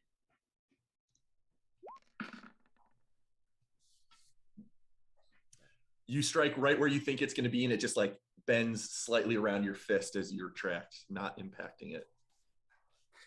Gallus, it seems hard to hit. Oh, I bet your mates would be good. I agree. I'm having some trouble. But that is his turn. Jiri, it is now your turn. All right, let me try this again. I'm going to smack it twice. Pop, pop. Roll it. Pop, pop. 18 just misses. Bro, what? And 13 absolutely misses. With 2 quick jabs, this thing is just like dancing around your wrist. I don't know, guys. It's too hard to hit. We got to keep it still. Is that it for Jiri? So we're kind of surrounding it. Like if Gallus were to reposition, would be flanking this thing? Can they be flanked? Yeah, in a way? he and Toby are functionally flanking it, although I probably shouldn't have even given him advantage because Toby's not a threatening creature with so maybe he was right here actually. Because you have your bow out, so you're not wielding a melee weapon threatening it in its space. I just looked this up because I literally thought that. I said when a creature and at least one ally are within 5 feet on the same enemy on opposite sides, that enemy is flanked. I think is it not in this case. Whether this is a homebrew rule or just my common understanding, you are not threatening that creature within melee distance with a non-melee ability or weapon. So I'm not considering that. Critter and I just looked that up the other day, and that's Mike. Yeah, MJ and I have talked about this before. Essentially the same as flanking's not, I think, an official guaranteed. Different than sneak attack. Sneak attack, just someone's got to be near it. I thought it was reversed. Okay, noted. But Jiri, unfortunately, missing with those blows. Is that your turn? Yes, it is. All right. Telperion, from the back of your heel, you feel another thing creep up on you as this thing makes itself known. And a sticky pseudopod reaches out at you with a 22 to hit. That'll do. So it's going to do 4 bludgeoning damage, and this thing's impacting the back of your kneecap where it was able to hit. And although it's not affecting any metal, you feel like an acidic corrosion burn on the back of your leg. So you take 14 points of damage. And that is its turn. All right. And it is your turn now. This is disgusting. And there's this little... The light, is it like...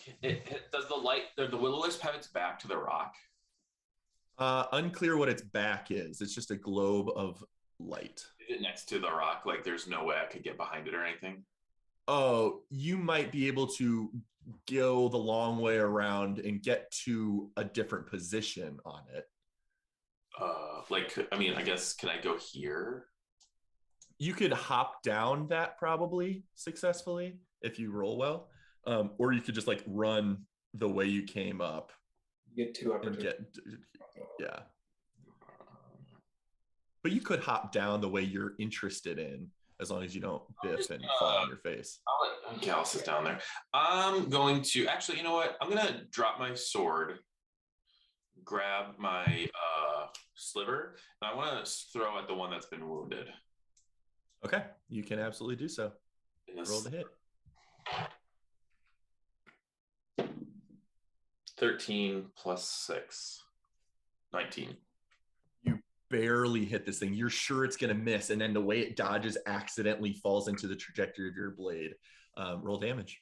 So first, 4 plus 6. So 10 damage. Bludgeoning. No, I'm sorry. And slashing. Hand axe is slashing. Okay. So you notice that as it impacts the form of this creature, it kind of embeds itself in and then just drops to the ground. Kind of the form of this creature resisting some of that damage. And then after that, it erupts with a little shudder of force damage. I shall roll another d6. And roll it. 3 plus 2, 5 more force damage. How do you kill this thing? I think that there's like a slow, there's like a crack in it of force damage, and then the force damage just erupts from it, and the telekinetic energy blasts it apart. Total detonation of this thing from the inside where your blade struck. Perfect. Even though it was resisting some of the attacks you guys were throwing at it, that one is definitely gone. And you still have your bonus action and movement left. Bonus action, I want to try to force the pseudopod away from me. Okay. It will roll a strength save. Which it does succeed on.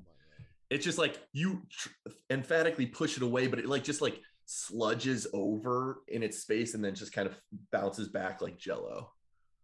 And then I'm gonna use my action surge and dodge. Okay, you take the dodge action with your action surge. Perfect. That's my turn. Roulette, your turn. It must be from the rage room. Maybe. Yeah.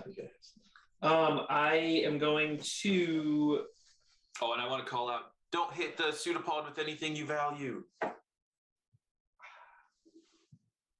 Alfie goes, how are we? DM question: how am I doing reach on diagonals?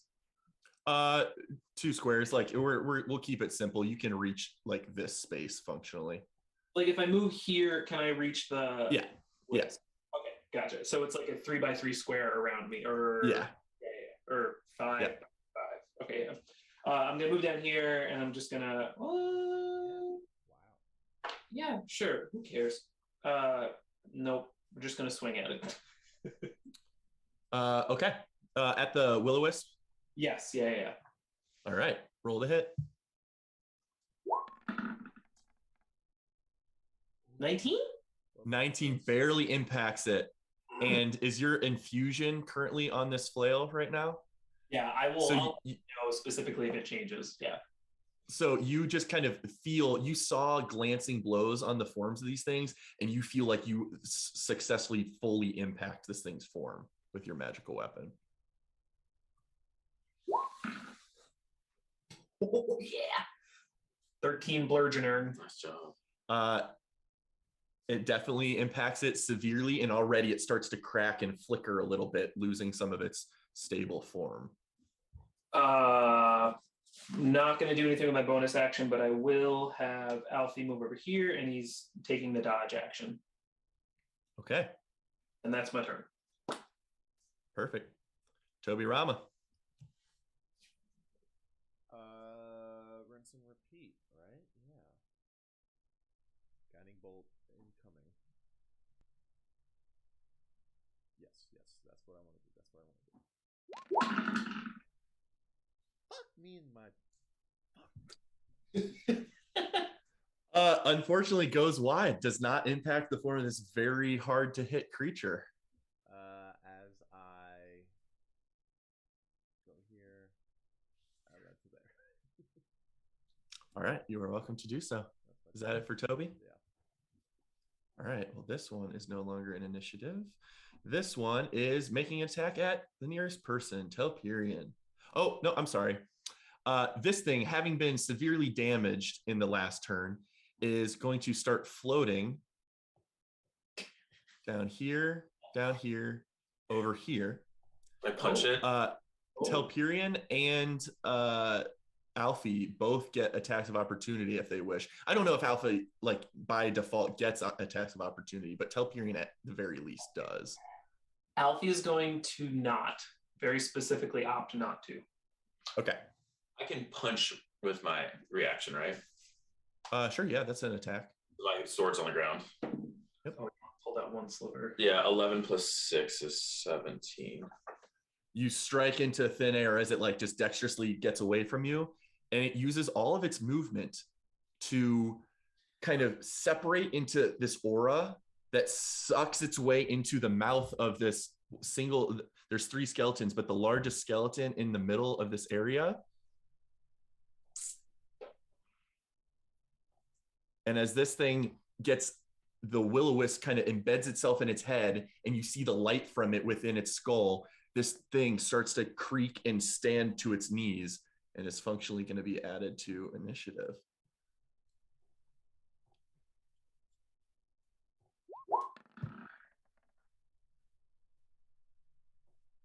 And it will not move until next turn, but until the next start of the next turn order. But this skeleton wielding a shield and some jagged, sharp sword stands to its feet.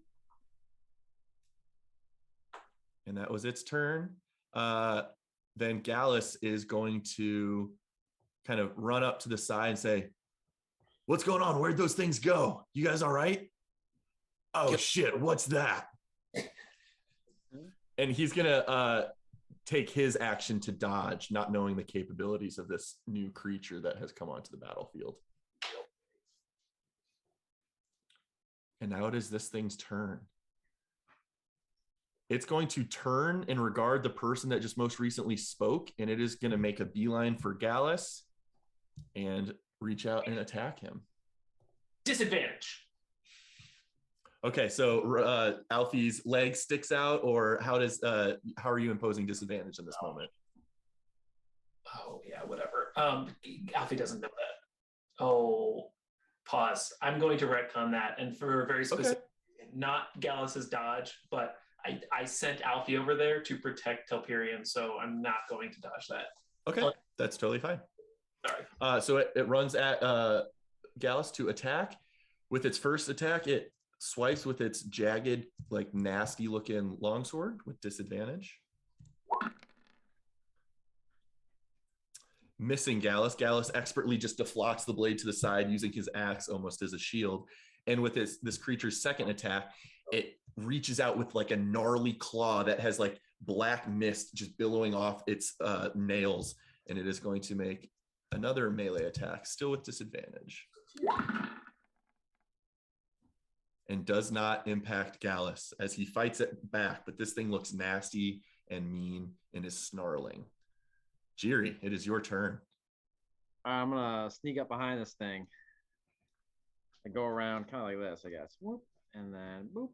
Sure. And I'm gonna try to punch it in the back of the head. Bah, bah, bah. All right, you are flanking and successfully in an advantageous position, so roll with advantage.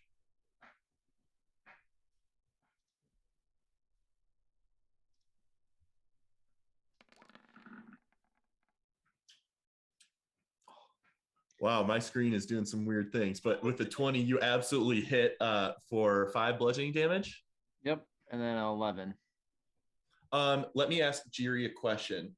When your black knuckle wraps under your arm wraps, when these are currently active, are those counted as magical weapons? Yep, so They it's are technically considered magical?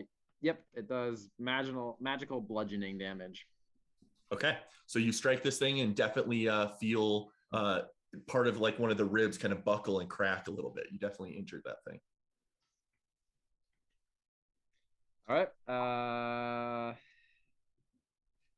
that's it. All right.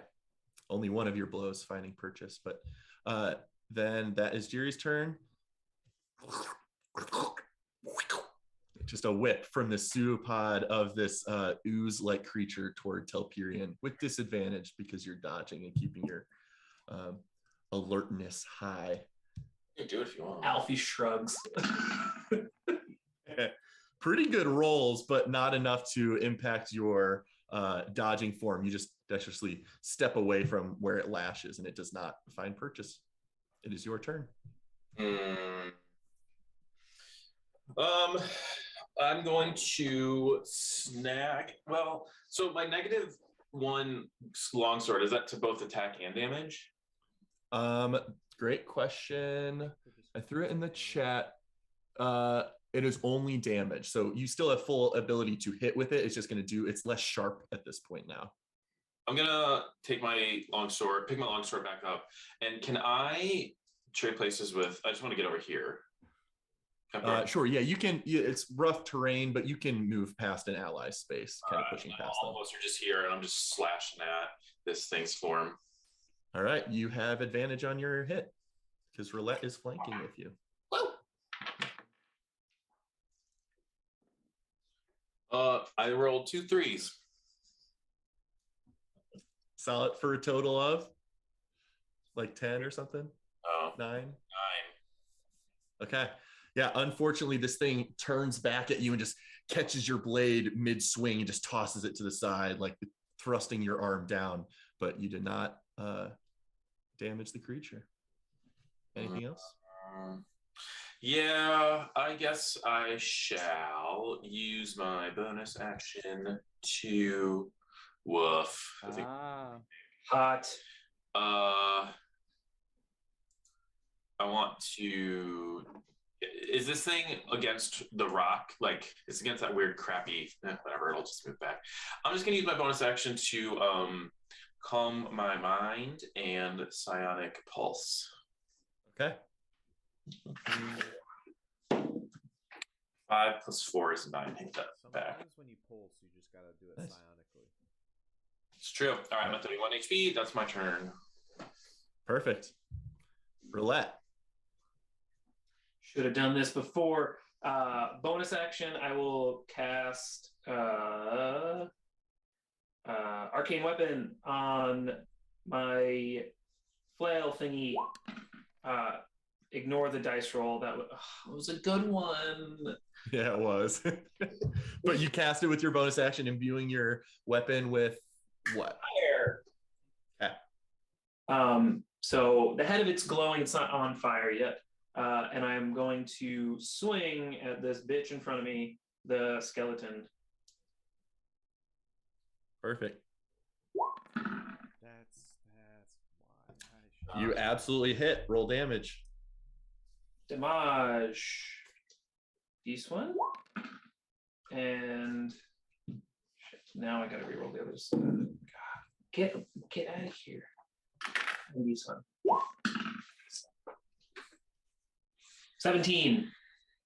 Definitely does a nice chunk of damage to this thing. Definitely impacting its wherever you're aiming for very significantly, and a burst of fire scorching some of the bone. Yeah. As it like extends, the chain like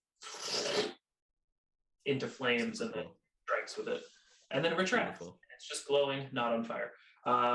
That is my turn. I'm gonna keep Alfie right where he is. Alfie, be on guard. Perfect. Toby Rama. right back at it. Back at it. Keep our distance here. Okay, I'm gonna roll physically this time. I'm upcasting Guiding Bolt at 2nd level. Okay. I rolled a 12 plus 6.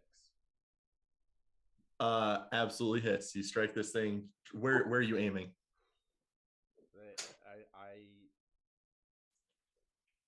It's so in the flurry of blows from all sides that I have time to just really aim just to hit right dead in its torso. Where did the will-o-wisp kind of like? The will-o-wisp is the light of the will-o-wisp is kind of, you can see it within the skull of this animated That's where I creature. would have been aiming for. Okay. So you aim directly into the head and it kind of juts into the skull, and there's a detonation of radiant energy in that moment. Definitely doing significant damage. Roll damage. I believe it's 5d6. Yep. 3, 7, 10, 12 damage. Low rolls, but 12 damage. That is low rolls, but still, yeah. That's advantage as well. 12 radiant damage, and yes, the thing's head is glowing in a way that is going to be hard to dodge. Okay, that is Toby's turn. Perfect. I was very willing to go through all of my spell slots just to hit one Guiding Bolt. Nice shot, Toby. Telperion, you go low, I go high. And as he takes a strike with his hand axe to kind of the torso of this thing, he's going to command you to make an attack with your weapon as well. Which one goes first? His will go So first. he gets advantage. We both get But also advantage. Telperion gets Yeah, advantage. yes. Yeah. Yes. Yep. Bang on the skeleton. Should have let Alfie attack first because he's the only one without advantage right now. Dallas makes a clean hit, but unfortunately his axe is like buried in the sternum of this creature and does not fully go through, and he has to rip it back out. But Telperion, your hit Dirty 20. definitely hits. Roll damage. And then this is minus. -1. Yeah. What's that? 5 plus 6 is 11. -1 is 10 damage total. Okay. And you definitely notice that, similar to Gallus, your sword is like embedding itself in the bone, but not like cutting all the way through like you feel it would as it's resisting. So functionally doing 5 damage from you and 1 from Gallus. This thing definitely seems meaty and resistant to harm, but you guys are beating it up rather well. And as it is being surrounded on all sides, it's going to reach for, I think, Jiri, the one behind it, as it makes an attack roll toward you. First with its longsword. It doesn't want to go for me. Just 17 to hit. Hey, what do I get special again? That still beats it then. Okay. So unfortunately, slashing into you for, and it is wielding it with one hand, not two. So only doing 5 slashing damage to you. And as its other arm, not holding longsword, reaches out for your throat with those kind of wisps of black smoke coiling off its fingers. 15 to hit. 15 misses. Just barely misses. So as you get hit by the sword, but you dodge out of the way of this thing's claw attack, dodging that gross necrotic energy. But I take half damage, right? half that 15, right? And then that kid. Yes. So it's round down. So it's you take. Do we each take 2 of the slashing and then wait? Yes, you would each take 2 slashing damage. Okay. Yes. Okay. And I don't know what your natural thing is, but barely dodge that other one. But that is its thing's turn, as it's just like snarling at you, and from within its head you can still hear a voice just like chanting this strange language. But Jiri, it is your turn. All right. I'm going to smack this thing again. Do I still get advantage because Gallus is behind it? Yep, you are flanking with Gallus. Nice. Lefty, righty. Yeah, that's going to do some damage. Wah, wah. Perfect. So with your first hit doing 9 damage, Yep. And then the second one is 5. both consider 14. magical bludgeoning damage for Yep. a total of 14 damage, definitely impacting this thing. You see its like leg almost give out from under it as you took out like a chunk of its rib cage area, definitely injuring Yeah, it. hit for it with sure. the body shot. Nice. Head body.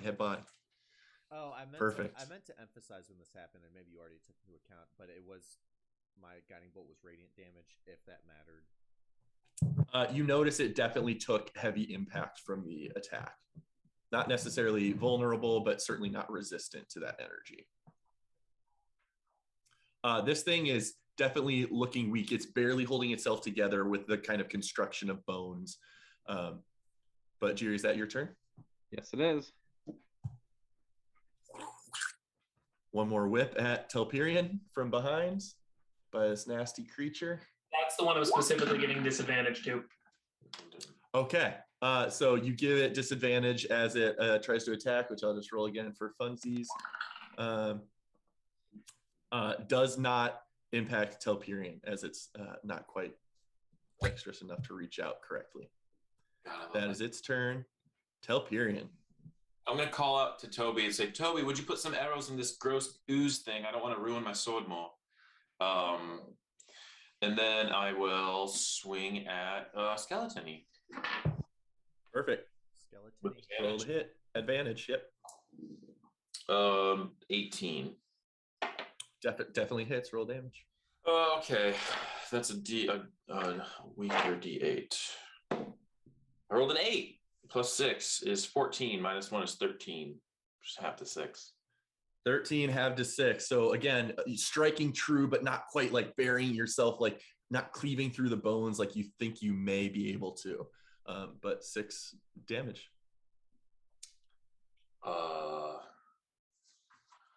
Is that it for Chelperian? No, I'm gonna use my psionic recovery. So still look probably similar to when I do my thingy, when I use my psionic pulse. But I'll recover one of my expended energy die. Okay. And then I'll just keep chilling, glaring at Perfect. 2 enemies. Perfect. This thing is in dire straits, very injured, surrounded on all sides, but even if very dangerous, you guys suspect you've got this thing cornered fairly well. Roulette. I am going to can I stand on this spot? Show me. Yes, we'll call it difficult terrain, but yeah, you can get there and stand there. I'm going to sneak around, and I'm fully willing to take it back from that thing. So yeah, so if you're not pushing past Gallus, you will get an opportunity, but you can functionally pass right past Gallus and dodge it. It's just essentially going to use most of your movement to get to that spot. But I will walk through Gallus then.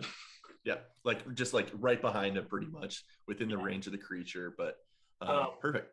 Looking at both of those things, I am going to hold my flail attack action to see, before I go next, whichever one is still alive, opting for the skeleton.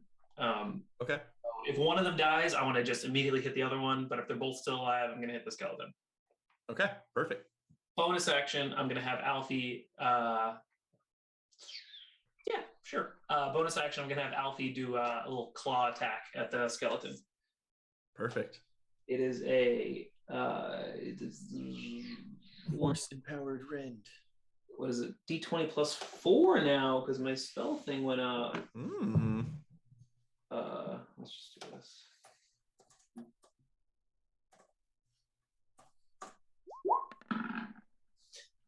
Seven. You see one of his like spindly legs stab perfectly into space, but just like finding a gap in the ribs, not dealing any damage, unfortunately. That's my turn. All right. Toby Rama. I have it about. Oh, wait. No, ignore that. I can delete that.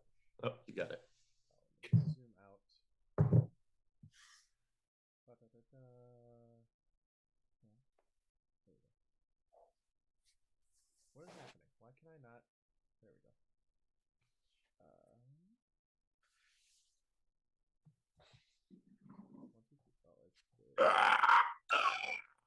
Yes. Sure, let's call it that. Ooh, what is going on here? Toby cast quick. As I go step right here, and I will cast Silence. Okay. What does this look like for? Because you've tried this in a brief moment, but not many people caught on when you were practicing this incantation. But what are you doing here? That's also me, very like just sitting, meditating, and just saying the word Jodir, Jodir over and over, like under my breath. But I was just doing that. I take a couple steps forward into this center, and I just exclaim Jodir, and then this is not quite to scale. I wasn't zoomed out enough to make it a 20-foot radius. It's pretty close. It's quite close. Maybe like it would be 1 square bigger or whatever on a side. You can also, if you double click on your character and scroll to the bottom, you can do 20-foot radius circle and tint it the way you want. And when you hit save, it will be a perfectly centered thing on you that moves with you. That's hot. But it's something that moves with you? I don't know. Boom. Right. Oh yeah, that's a good question. Within centered on a point you choose within range. So you could cast it on yourself, like with light or darkness or something. So yeah, what are you targeting? Are you choosing a spot on the ground? Or are you choosing a spot on your body as the center of this spell? Not necessarily knowing the best option, I'm going to take a step into this central area and I'm just going to cast it where I am. So as is portrayed. Okay. You absolutely do so, and everyone within its bounds, which is everyone, everything goes dead quiet. This creature's snarling, gasping sound goes absolutely mute. None of you guys can hear each other's weapons hitting, banging noise. It is all perfectly silent. We're immune to thunder damage in here, which is neat. Should that? That is true because it's pure audible damage. Yeah. That's my turn. Okay. Gallus calls out and nothing, and he looks around in surprise and then just takes a swing at this creature. I did think about holding it until Gallus asked for someone to help him attack, and then I was just like, no, I needed to have this happen.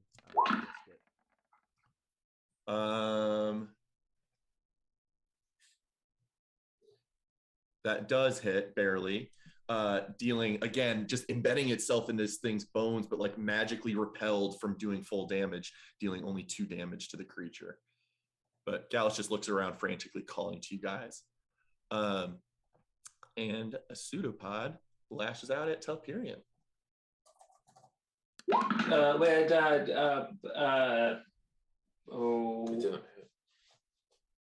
you get to do that after you see the attack roll? No, I don't, which is why I'm not looking at it. I'm just trying. I don't know if I think I've already used it since last turn. That may be true. What's the other pseudopod that's doing that? It's only one pseudopod. It's only the one left that's next to Telperion. Which goes after Jiri, I thought. Yeah, that's what I was wondering. Oh, I'm sorry. I thought that's the monster. So that's the pseudopod's next turn and it misses, but I'm sorry, the white is currently moving. So unaffected by the silence in this area, it's just like gonna rake its longsword and claws at the target it was facing previously, Jiri. So 2 more attacks at you. Warding bond up. Yikes. Ooh. Yoinks. At 20 on the longsword, which is 16 slashing damage at you. Take 8, I take 8. Correct. So you know this thing just went for a vital place in you, and for some reason, as it pulls its blade back out, it did not hurt as much as you expected, but still certainly painful. And then with its other free hand, rakes its claw toward you. Can I? What were you asking about? I was just gonna use a protective field on that critical hit. Okay, you can certainly do that if you wish. Yeah, I'll do it. Okay. So as you saw it like stabbing for a very vital spot at Jiri, you just kind of instinctually reach out and try and block some of it. Perfect. Block 8 from the initial 16. Okay, so it does 8 damage, split up to 4 and 4 on Jiri and Tobirama. Okay. Cool. So that and then it misses with its claw attack.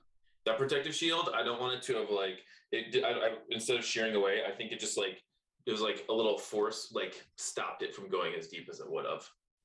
Perfect. Protected by 2 allies, Jiri took way less damage than would have been very serious. I totally forgot this was a thing that could happen. Silence is a concentration spell, and I just took damage, so I'm gonna roll. What damage did you just take? 4 damage. Oh yes, you're so right from warding bond. So yes, I need to please roll a con save. From now on. Definitely, that's not something I had ever thought about. So randomly, as Jiri was stabbed, you feel a stab in your gut. I rolled a 10. I naturally have a +2, and then you're good. +2 you're good because I'm concentrating on a second level spell. Second level spell, true.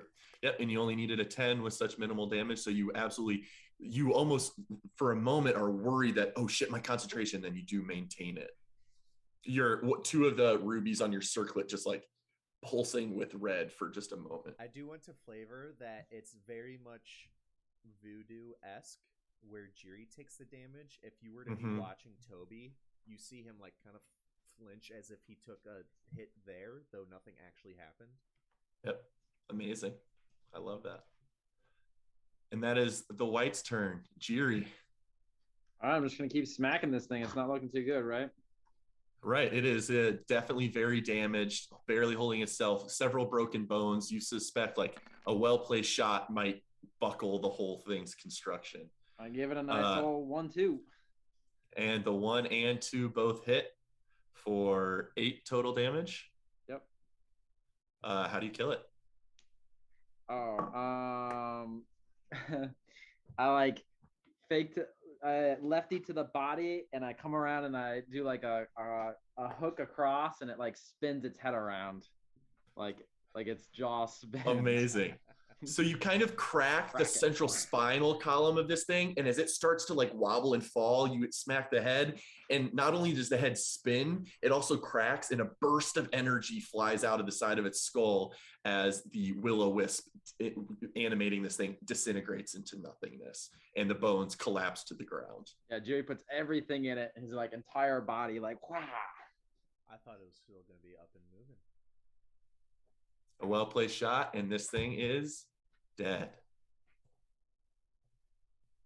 And then a pseudopod tries to hit Telperion and like grabs, hits a part of your cloth pant, but does not do damage. As soon as the skeleton goes down, I would like to. Yep. The thing, I don't have advantage on this swing. You do not have advantage. What are you doing? Attacking? Why? He was holding its action. Roulette was holding her action for as soon as one went down, she's going to hit the other. Definitely hits this thing. Roll damage. You're hitting the corrosive thing. 10 total, 3 of it fire. This must have been why I did not hit Telperion, because as you come down on it with a splash and incineration of this thing's ooze, it just, and as your thing retracts, you hear the sound of acid. Doesn't hear anything. Oh, that's true. You would not hear the sound. You might smell the scent of acid trying to burrow its way into metal, but upon inspecting your magical weapon, it is unharmed. Oof. I am so nerdy right now and just like staring at this thing I made. And that functionally takes us out of combat. In contrast, I'm staring at my longsword in disgust. Nothing else. Well, obviously I couldn't hear it, but Very quiet. nothing else in our vicinity is moving. That thing was chanting. That's why I cast silence. I was scared it was gonna do something with its chanting. I'll give it a good 15 seconds. Maybe 24 for 4 whole rounds.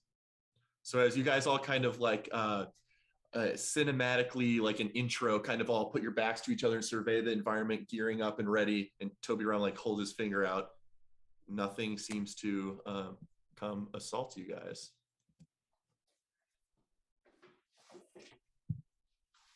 I go look at the sword that the skeleton is using. You are welcome to inspect it. It is a longsword, very jagged and a strange make. Dark iron. How do I get rid of it now, though? You just clicked on it and went to 0. I think if you literally delete it and hit save, it'll disappear. So 0 is just your square, and nothing is nothing. But auras are super cool in D&D Beyond. I'm gonna sit down and just, unless something else happens and we get pulled away in the next 10 minutes, I'm gonna start ritually casting detect magic. Okay. So you're letting your silence kind of disappear, so everyone can audibly hear each other. Whoa, that was weird. Have you always been able to do that, Toby? I'm doing stuff and I shake my head. Oh, sorry. Don't mean to bug you. Weird. How are you guys? You doing all right? Feeling fine. Doing fine. Jerry, how are you doing over there? I'm doing all right. I didn't like that spell though. I couldn't hear my own voice. It was scary. It was a little weird. Yeah, you're a loud man, aren't you, Jerry? Mhm. But I'm fine. We should look around, I guess. Telperion, where should I look? Oh, why don't you follow the voices in your head? See where they direct you. Do they have any advice for you? I don't know. Jerry, could you hear the voices in your head when it was silent? Oh yeah, definitely. Okay. Well, let's check under these bones, and this arcane rune that we're standing on is interesting. I do want to inspect the greatsword a little bit more. Can I tell, odd make, you said? Yeah, definitely has, it's not elvish make, it's not human make or dwarvish make. It seems like this thing was crafted from somewhere very far away. It's a very alien construction longsword, but is not magical in any sense that you're getting from it. It is just a functional kind of hooked, jagged longsword. Well, I don't like it, but I'm going to hold on to it in the meantime while I put my corroded longsword in my pack. Got it. We'll look at later. Over the next several minutes, anyone that wants to survey the area, inspect the runes, Toby Rama's casting, can do so. Just tell me what you're trying to find out or look at. I am inspecting the runes the same way I was inspecting the runes way back at the Elven Temple, just to see if I understand what they are. Sure. Arcana check from Roulette. I guess I'm looking at the bones, trying to determine who they, what kind of creatures they were, and if they, I'm assuming they were lured here by the will-o-wisps, and I guess I want to see if any of their crap got pushed to the sides or whatever. Sure. Make an investigation check for me, Telperion. Anything from Jiri? Yeah, I'll go where Telperion said to look, which was anywhere I wanted. So I will just look around. Okay. Make an investigation check for me as well. Ooh, the way it teetered on that corner. Okay. What do we have here? Telperion, had you rolled yet? Yeah, fucking 8. Okay. You are inspecting the bones, and whatever these creatures were, see, first of all, the two that were not the white seem humanoid. The one that was animated by the will-o-wisps does not seem humanoid or elvish or dwarvish.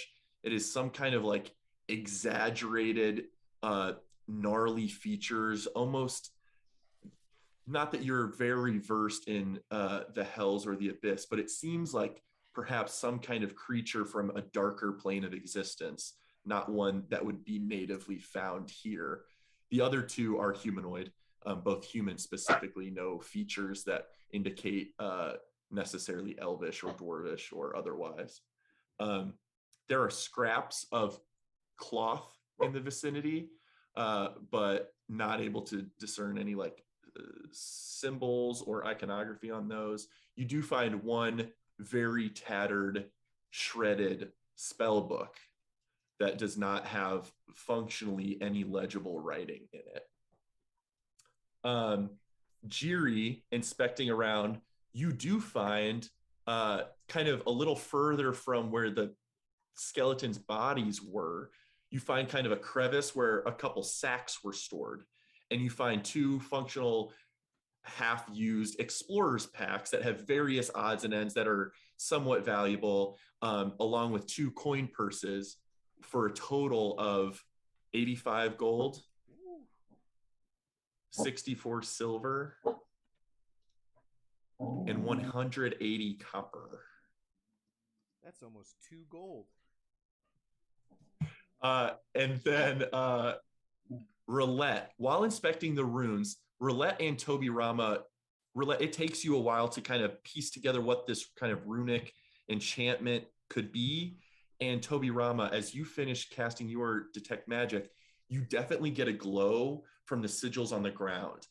In addition to whatever odds and ends magically you guys have on you, you're not noticing any magical loot in the area, but definitely the sigils kind of inscribed on the ground definitely are magical and are holding still some version of arcane potency.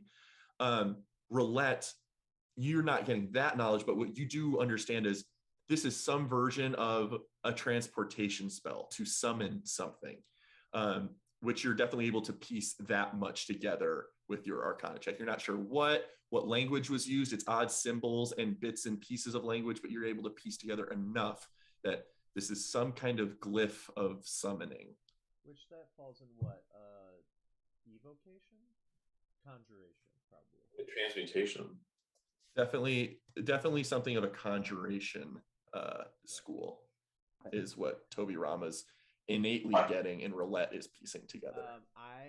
I'll be right back. I gotta move my car for a second. Okay, no worries. Bio break. Sure, yeah. Sure. Let's do it. Or you can keep going. I'm just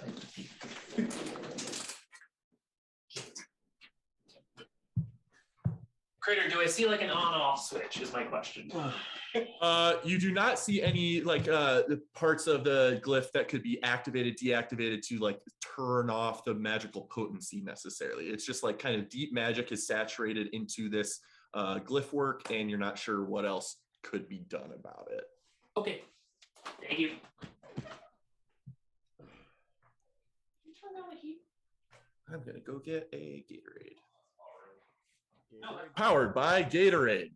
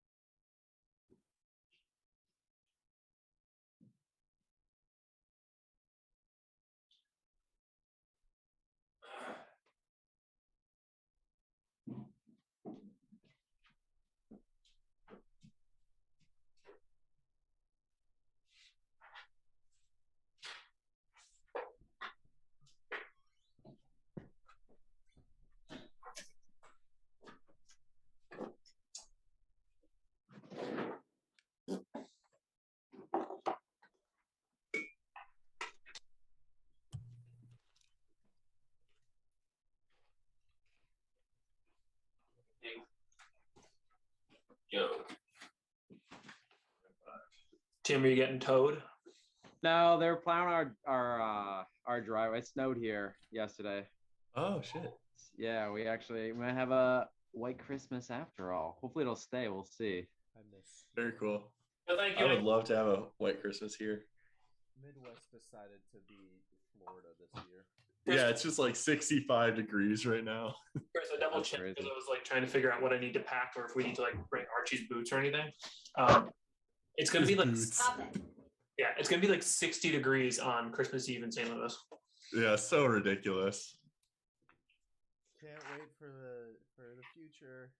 Yay. I specifically remember last year, the day before we went to Michigan, I was at work and it was like 73 degrees on Christmas Eve, and a couple of us were still at the office, and we literally just hung outside all day, played cornhole in 70-degree weather on Christmas Eve. I'm like, this is so goddamn stupid. Yeah.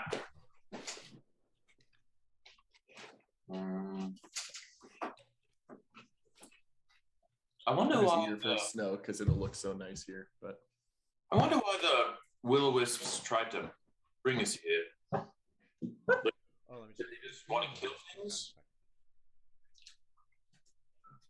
I mean, one of them took control of that dead fellow over there. I'm assuming they feed on people or something. I'm not quite sure. Well, I never even heard of a will-o-wisp. What is that even? Oral history. Yeah. I just assumed I would know the name. Yeah, you said it, so you knew it, but maybe you don't have a ton of information, or maybe you do. History check it. What was it? 15. Yeah, you know enough that they're generally kind of lingering souls of creatures that were not able to find rest. Sometimes evil, often just misguided, not knowing where to be directed after life, and sometimes containing agendas of their own that linger after death. But They may have been the souls of the people who died here. maybe, but there was only 2 of them. I guess, were you guys saying that was a summoning circle? Maybe it was just the 2 that summoned that thing. Because that looks different than the other 2. While I have detect magic up, I think 30 feet just about gets me to most of these things. I just want to do a perimeter on this little raised platform we're on. See if anything else outside of the runes catches my attention. Yeah, you're very able to walk the cavern perimeter, and nothing other than your comrades' belongings dings your awareness.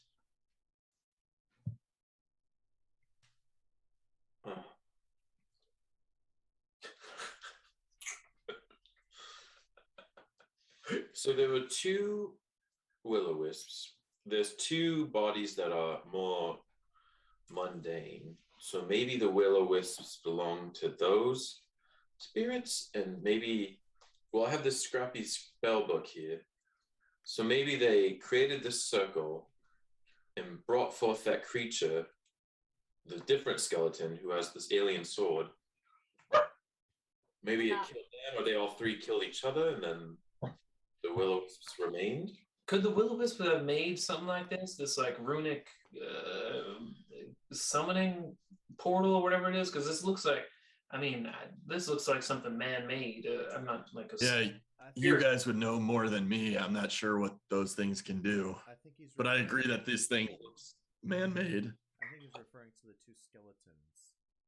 Yeah, no, I think that maybe in their life, while they were living, the will-o-wisps in those skeletons as those creatures made this. I don't think that the will-o-wisps are corporeal enough. Is that the word? To create a circle like this. Well, if we functionally cleared out this cavern, are you guys interested in catching our breath here for a moment or longer before we continue the rest of our journey? I am.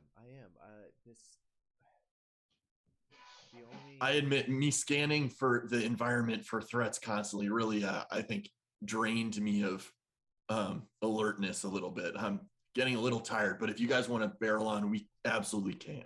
I'll do one last quick Eyes of the Grave. Sure. You again extend your consciousness, expecting perhaps some of that glaring, jarring light to kind of assault your senses, and none does. Seemingly no senses of undead in the area. I rest here, and I actually would like to investigate a little bit more as we rest. I feel comfort in the sole entrance into this area. Do you think we can grab these skeletons and toss them down those holes so they're not just like creepily staring at us the whole night, or however long you guys want to rest? Well, don't be. Oh, I guess we could take a extra long rest here. Don't be superstitious. I think the skeletons. I'd actually rather have our eyes on them than put them in some holes where anyone could get to them. I do agree. Good point, I suppose. Ugh. If we're gonna chill, I wanna take the skeleton that we fought and I want to put it kind of at the head of the circle, and I want to put the sword in front of me, and then I want to trance in front of those two things with the like on the sigil, and I want to see what those three things together like. If they can if I can project my transient consciousness out a little bit and just kind of sense what the story may be here. Okay. Not typically how trance is used, so totally understand if right. So yeah, you're getting curious about what can you glean, but you're trying that. Okay. So entering a trance could take some duration of time. How long are you guys interested in sticking around here? / what are the rest of you doing if you're settling down for a bit? Let's just kind of focus on the rune stuff, but she's gonna. I mean, I'm feeling pretty okay to keep going if we want to get back to the boats and go. But Gallus, if you want to relax, I guess my question is, do you want is like a quick break, or I know we've been on those boats for near 10, 12 hours, I think so far. I don't want to say today because I don't really know what day it is. Sure, yeah. But I mean, I don't want to be the reason we slow our pace. I do think we're making great time, certainly faster than our on horseback. But if you'll give me just an hour, I could be good to go. If you guys are interested in waiting around longer, that could be fine too. Oh man, I'm ready to get out of here. I don't like this cavern. The air smells bad in here. You can't see the sky. I'm ready to get out of here. I'm eager to get out of these tunnels as well. So how about we just catch our breath for an hour and tend to any wounds we have and continue on. Yeah, sounds good to me. That work for you, Toby and Tel? Telperion is. I took a back-to-back seating position behind Telperion, and I'm just being present. Before I go under, so I give a thumbs up because I do want to be part of this conversation before I so I know how long to relax for. I say if the group wants to move on, I won't argue. But Roulette, could you tend to look at this? See if you can, I don't know, rebuild any of it with your magic. And I want to show you my corroded longsword. Roulette smiles, knowing that she already added it to her list. Yeah, I don't know. It definitely isn't as blunt or as sharp as it should be. I could definitely polish it up, but I don't know if my non-arcane means could restore it. No. Let me take a look at it. I got some things in my pack. I can maybe hone its edge a bit and spruce it up. And I just take the sword. Alfie, come help me over here. Give me a table or something I can use. And just I'll work with Alfie, and I will get like a stone table or something set up. And then I will spend whatever the short rest is, because I'm not going to short rest at all, using my smith tools, which I am proficient in, and everything that Jokel taught me to try and fix this sword. Perfect. So you very quickly, I don't want to put actions in your body, but very quickly you kind of test it with mending, and it definitely heals some of the corrosive holes, and it's like filling out the edge of the blade, but not sharpening it. So you do suspect, okay, this is going to need a blacksmith's touch to really get it back to a functioning order, which you do think will be a little bit longer than a short rest. But with Alfie's help, kind of aiding your process, you could cut down that time. And as long as you're willing to sacrifice a short rest, definitely can, over the course of the hour, make a check to hone this blade. So I would like you to, with proficiency and let's just say intelligence, to see kind of what chemical reactions or how like the process and procedure of how to hone this thing. Go ahead and make a ability check with intelligence and smith tools. I'm just going to use Arcana because that's 4 + 4 + 2. So perfect. What up, Toby? You are well on your way, but kind of recalling, you're just naturally so much more used to your tinker tools, and you've been out of practice in the last 2 weeks of blacksmithing, that you're just like, shit, I know I can do this, but I am unfortunately going to need more time to do so. The biggest thing I'm missing is I say this out loud to myself. I need a fire because I tried to like use my chain flail, which was still on fire, kind of, but it's just kind of like a space heater, not a open flame. So I note that I will probably need some sort of open flame or just kiln or something to get it hotter to fix. Yeah, a little more tempering involved rather than just sharpening. Yep. But you know what to do, and you can absolutely do so. Just not quite the tools and materials here, but you work on that for the course of an hour. Toby, Rama, and Jiri, is there anything you guys are doing over the course of this hour? I just wanted to verbally note that I arcane recovered, short rested to get my channel divinity back. Arcane recovery, so I have 2. Harness divine power, but yes, that's what I said. I swear on my life. Yep, got it. Okay, so you recover some spell slots over the course of that duration, kind of just focusing, meditating, maybe even praying a little bit in your mind. As you're doing so, make a perception check. Always.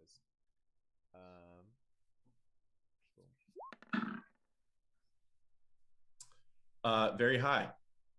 In the vicinity, you are noticing small silver mists, just like drifting over the water to that direction, curling around a stalagmite in that direction. Just like, just randomly throughout, every once in a while, something will catch your mind, and you will just kind of, your attention is drawn toward, you swear you just saw a silver mist, and when you look, it's gone. But you're just kind of noticing that over this hour. Could I try to, towards nice. Maybe the later end of the hour,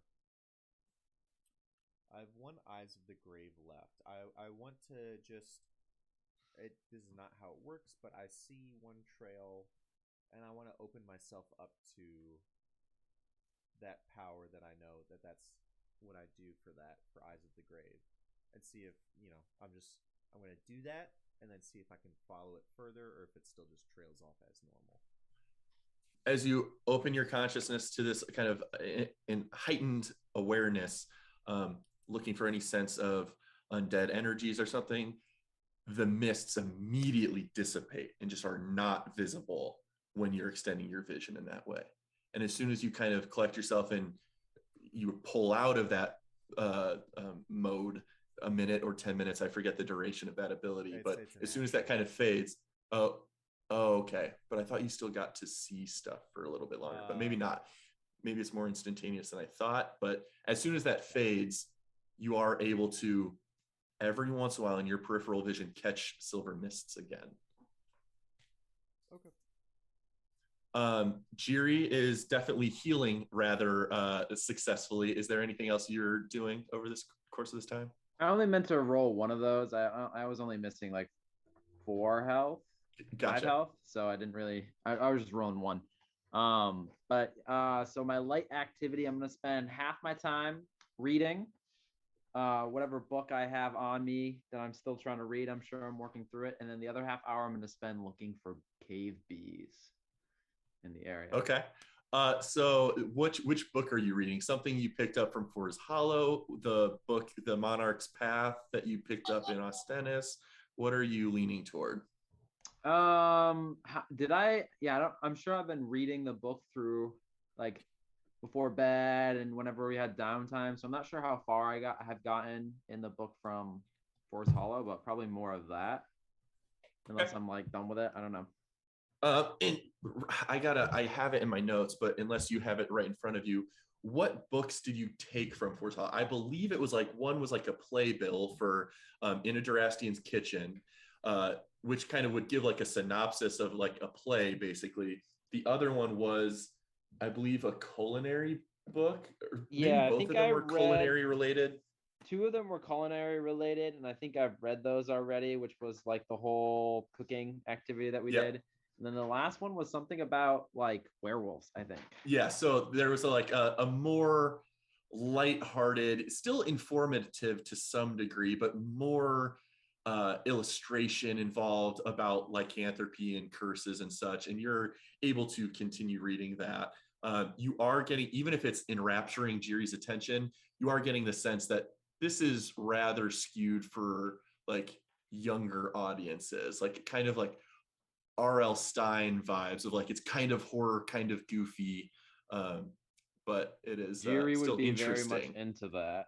So I figured, yeah, yeah. So yeah, So I'll very just, Goosebumps vibes. yeah, I'll read that and look for bees, and that's it. Okay, make a nature check or survival check to check for cave bees. I didn't even think I'd get a check. Oh, whoops, that's animal handling. Hold on a second. Nature. Here we go. Probably a really low DC to find cave bees. 9 anyways. With a 9, it's not quite enough to find cave bees, unfortunately. You survey the land, no like sticky, gooey honey affixed to any of the walls, no crevices where you think bugs are secreting, kind of stuff like that, or otherwise, but nothing happens. Although you do hear a voice in your mind say, well, that was a rather productive day, I think. We were finally able to breach Jiri's mind and show your true face to your comrades. Are you there, Jax? Hi, Dad. It's Jiri. What's up?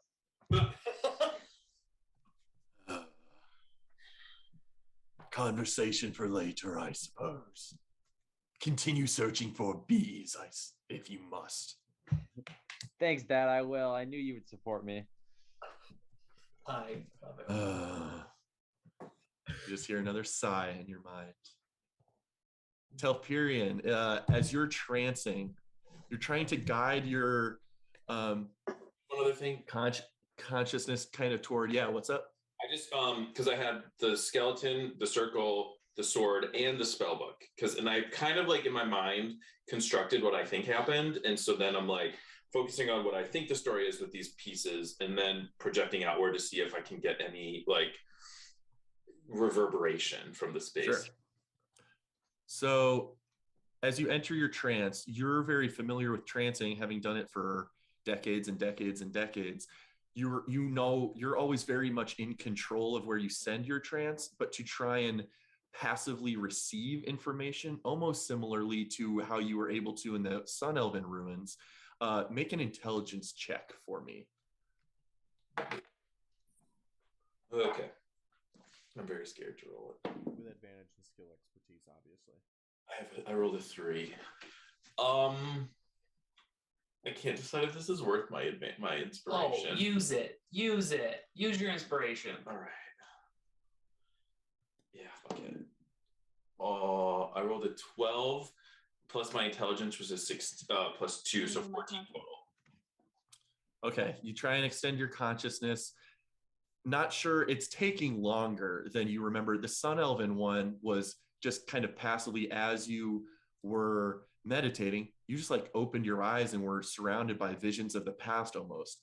And whether that was out of a heightened connection to your people or the nature of the place was more magical, you're not sure, but this is taking significantly longer. And toward the end of an hour meditating and trying to reach out in this way, you do get like a very translucent, hazy vision of 2 figures standing where the 2 skeletons are of the humanoid figures, and then you lose connection. Damn it. Not worth my inspiration. But you were close to receiving information rather than truly guiding it. But you know that that is difficult to maintain if achieve at all. So, okay. Oh, and if you're moving on from Telperion, sorry, I didn't want to interrupt. yeah, definitely. I'm gonna give the equipment to Roulette that I found and the money. You'd be like, here you go, Okay. Roulette. This stuff, it looks like you would know what to do with it. It's a bunch of odds and ends. You gave me the money too? Yes, it was, I think, 85 gold, 64 silver, 180 copper. Yep. And And 2 half adventurers packs. So functionally like the supplies from an adventurers pack. Seems like stuff you could use for your inventions. I appreciate that, Jerry. I'll divvy this up, see what I can do with it. But after an hour or so goes by, Gal starts to stretch his muscles, make sure his wounds are taken care of. All right, you guys interested in getting back to the boats? I didn't hear anything while we were resting, so hopefully nothing, got to those or damaged them. But if we set out on the river, we may be able to just tough it through a bunch more hours, and maybe it'll dump us out near Force Hollow. I think we're all of a similar mind. I'm on board. Let's get to it then. And you guys can all kind of make your way back out to that kind of the white noise ambient sound of the waterfall. You can kind of get to your boats. As you guys are getting near the boats, everyone give me a survival check. No, jeez. Let's go.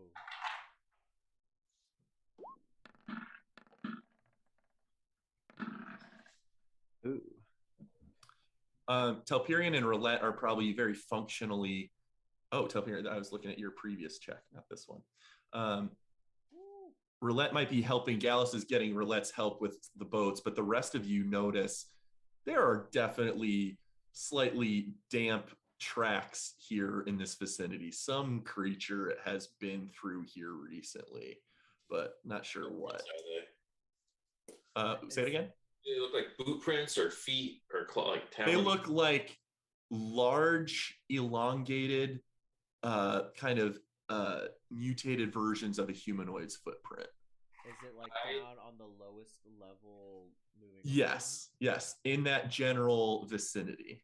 But nothing has been touched or damaged. The boats are in good shape, but something has ventured through here. Jerry notices because he's like walking in them, you know what I mean? Like stepping in each one. Yeah, like you're doing a very odd pace, and they're like, "What are you doing?" He's like, "Oh, there's these cool footprints here." I want to just, I forgot to say something. As we were walking out of that room, looking at the two pseudopods, was there anything interesting to like pluck off of them, or were they just goop? They were essentially.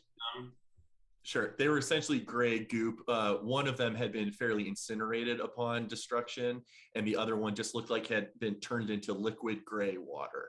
Okay. Fucking cold outside.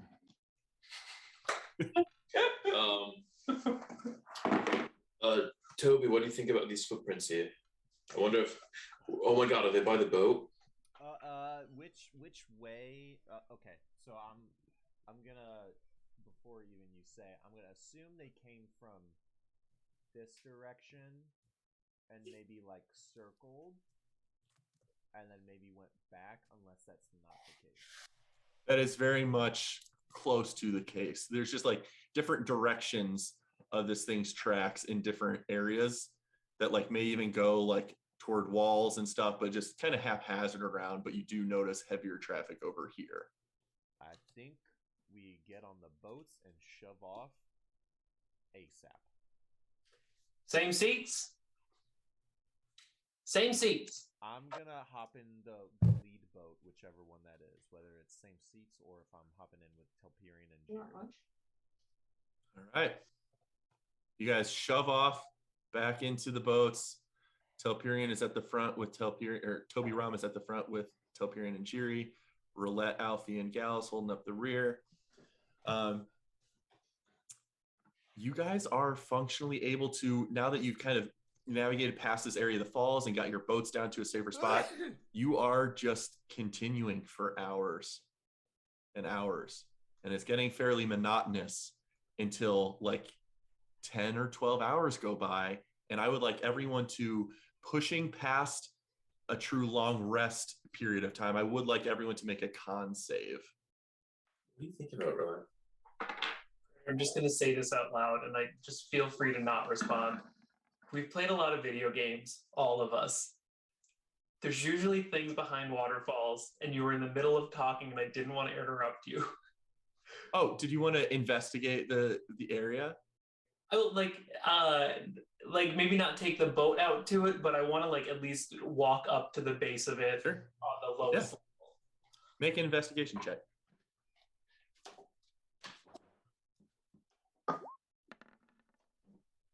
$20. Oh my god. I always feel bad to do this. You very competently can suss out that the stonework just had a divot and the walls are just traversing the topography of the canals, and there's no cavern or stuff behind the waterfall. Beautiful. Love it. Which, It was a good could be idea, a though. lost opportunity, or it could be a good thing that no creatures are lurking back there yet. We're making a con save now because of how much we're Yes.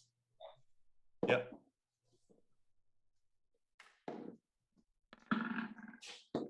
Roulette, you've gotten too good at these. You're never thrown up again in your life. Well, this is just to stay awake. This is just to stay awake. Telperion. Old man Telperion falling asleep. Oh my god, I don't encourage.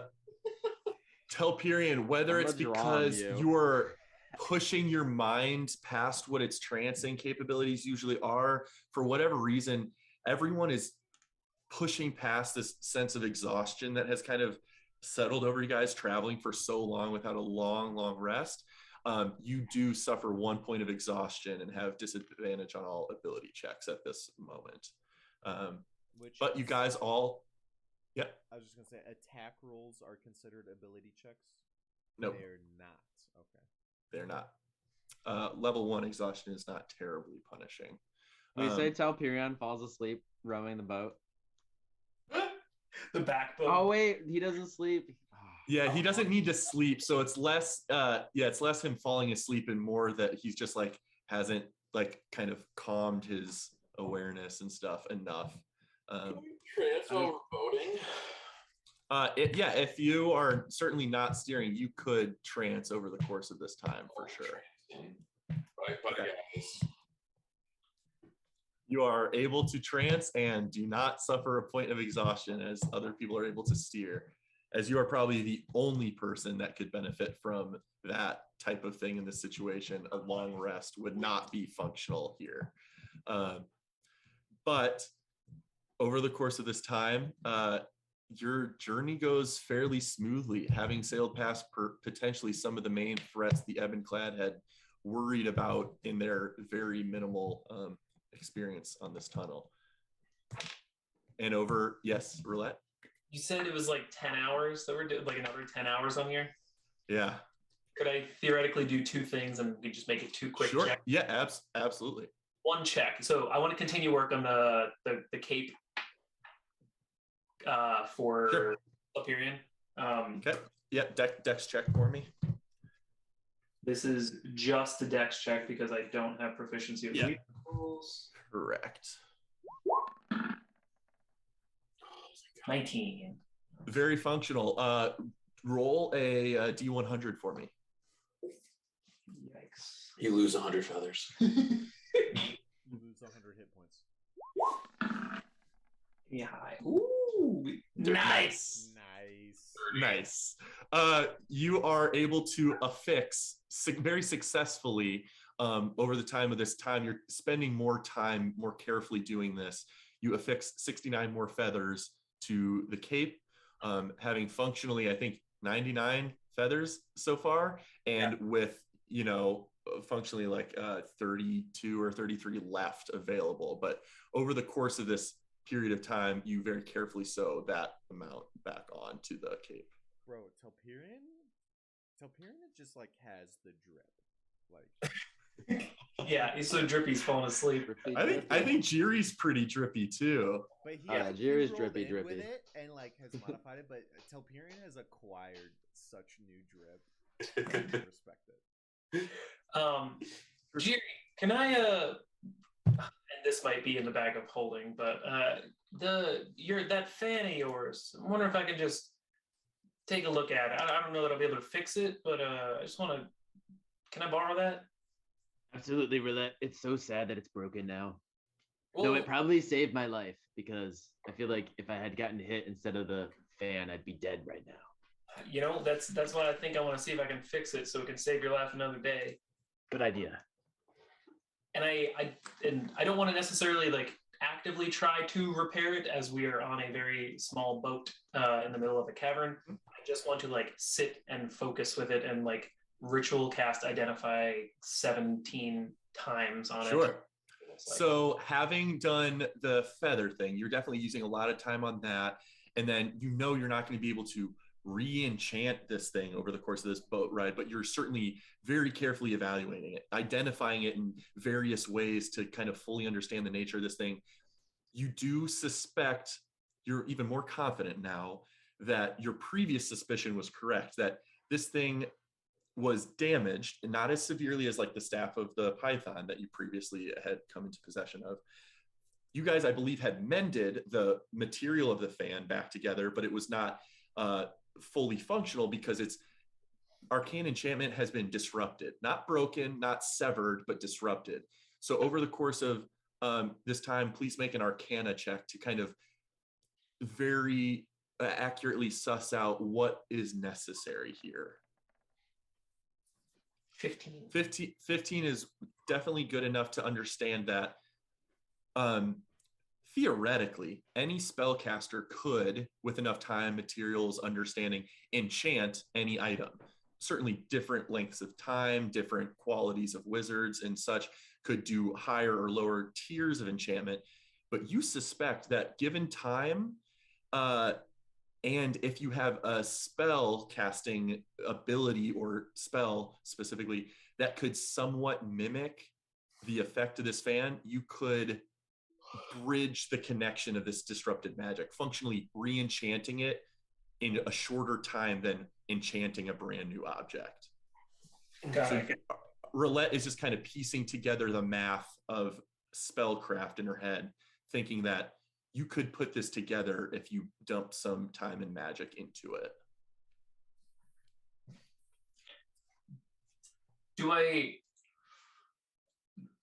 Would But relate? you would think you would need some kind of wind-based magic to funnel into it.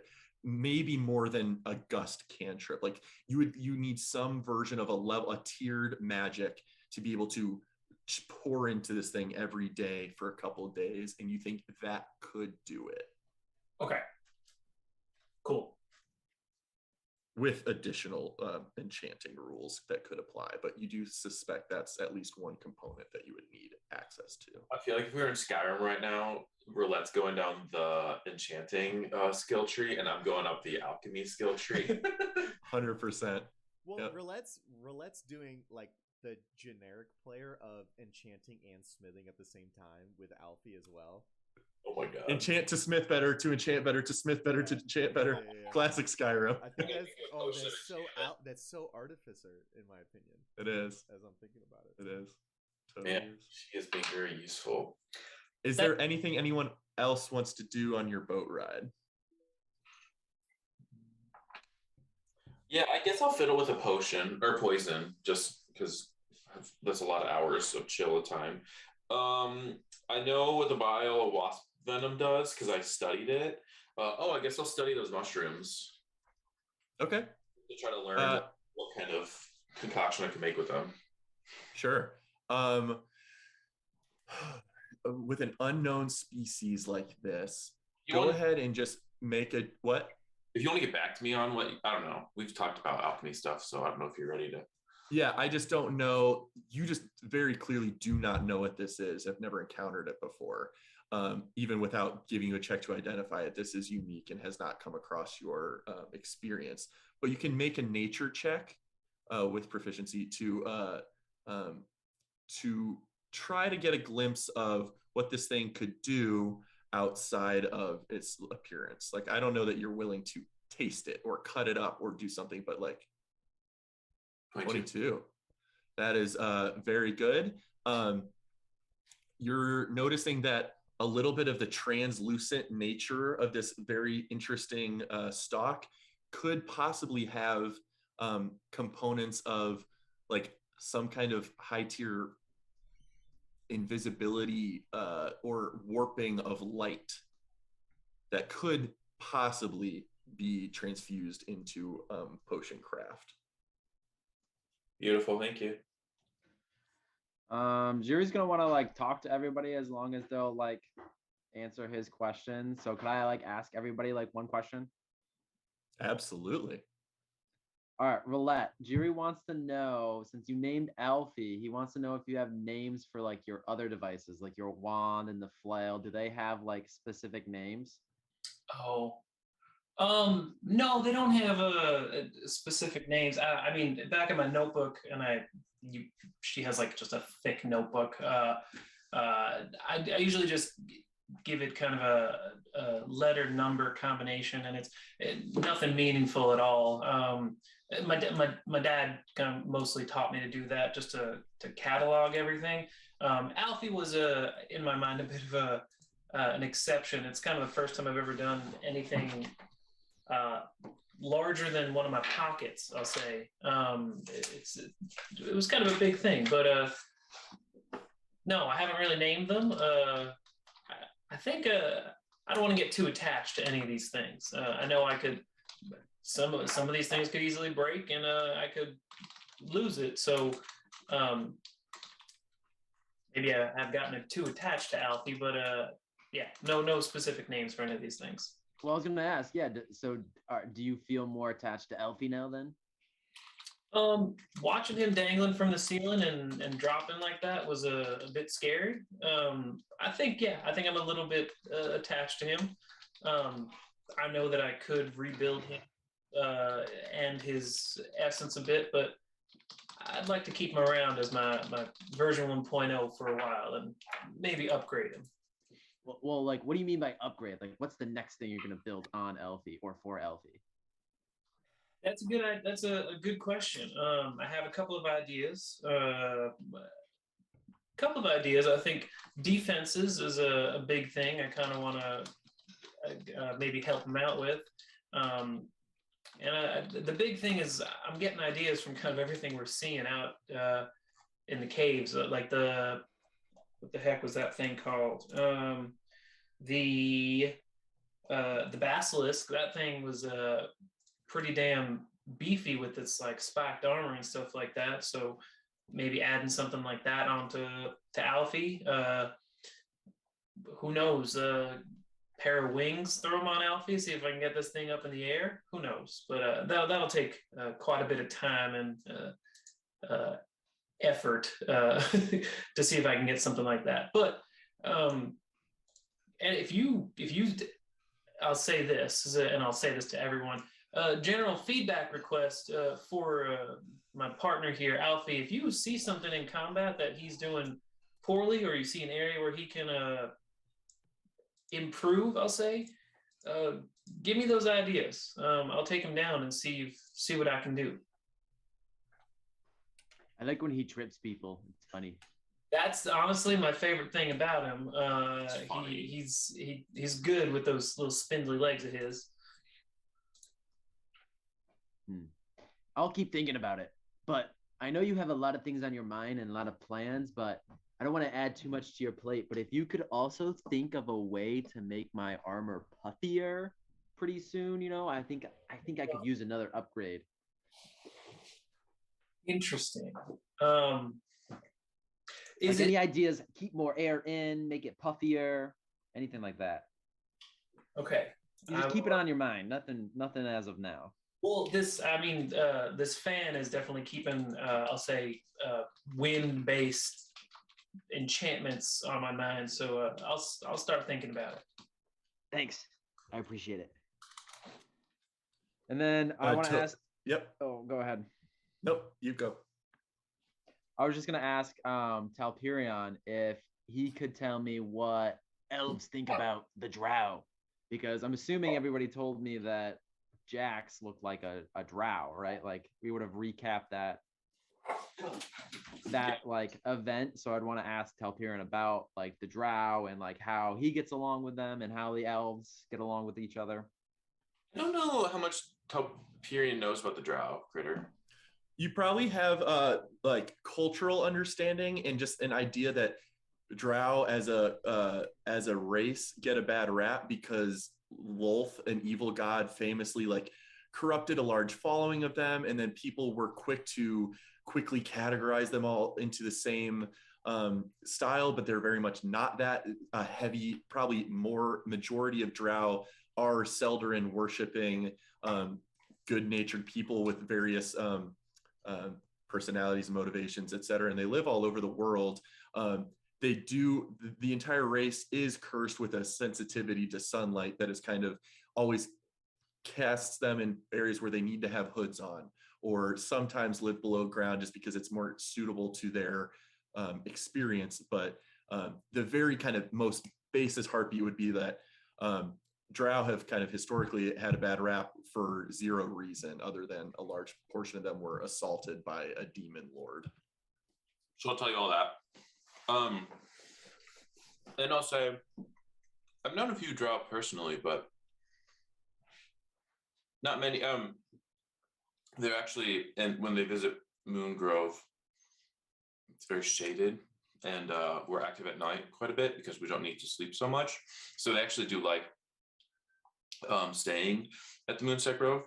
But what's the Moonset Grove like? Like, what does it look like? Can you describe it? Yes, and if Critters had thoughts too, he can add to it.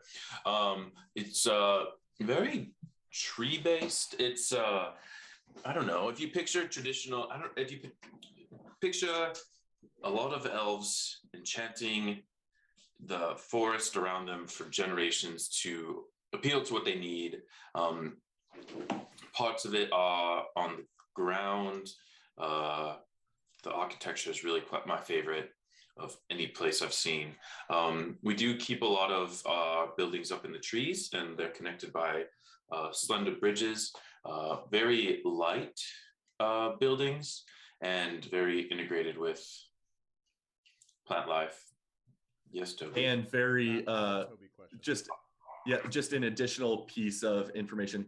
It's definitely those cities kind of create their own light. There's magical torches and trees that glow, and it's very again almost bioluminescent in a different way, but very canopy covered, like not exposed to open sunlight and even moonlight very often.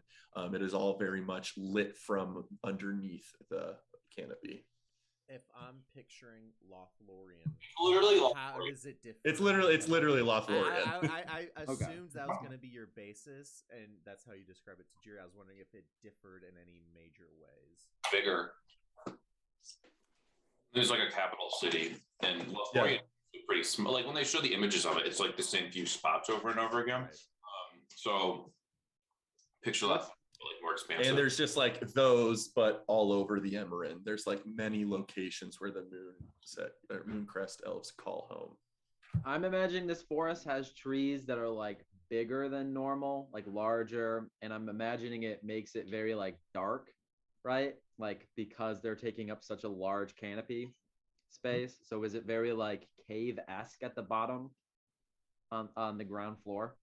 That's kind of what I was speaking to, is you would think that, but it's very lit from underneath with magical torches and buildings that have runes and flames that give off light, or trees that give off light. But you're very right that it would be dark from all the canopy cover, but it is in fact not very dark. I'm thinking more of like the forest around it, because if it's a city, right, there has to be an area around it. So I'm imagining That's you wouldn't definitely be true. I'm curious if you could see it from afar, or if you would all of a sudden just like emerge into light and you would be in the city. That is a Telperian question that I could think get the latter, information on. but partially because of like the enchantments and protections around it. I think the elves definitely would be making use of their dark vision when navigating to and from, and they definitely don't want like nice, big, easy to spot roadways between. It's very much like a haven, and as Critters has expressed, like the Moon Elves in our universe are a little more tight knit, and they're not so much like Kind of a clan focus. Yeah, like there's a reason why Telperian hasn't been out and about as much. They're pretty insular, and it's not like they're not like xenophobic insular. It's just very much like they're protecting their culture, and they enjoy their culture so much that like they are very much like sprucing up their bubble and preserving what they perceive as very like sacred through history. So Completely. one more visual thing. So I'm imagining Because Lothlorien's kind of it's vertical, as in it feels like very two-dimensional, like you're on the ground, you're in the tree. Is it very is there a lot of verticality to the cities, like buildings at different heights and like roadways at different heights? I also picture like it's pretty rich on the ground too, and then goes up. So like maybe that's why it's not sprawling as much because there's more density to its verticality. I picture it partially like the Zora's Domain in Breath of the Wild with like the pools of water and like the expansive, like pretty light, marbly, delicate looking Yeah. bridges and stairwells.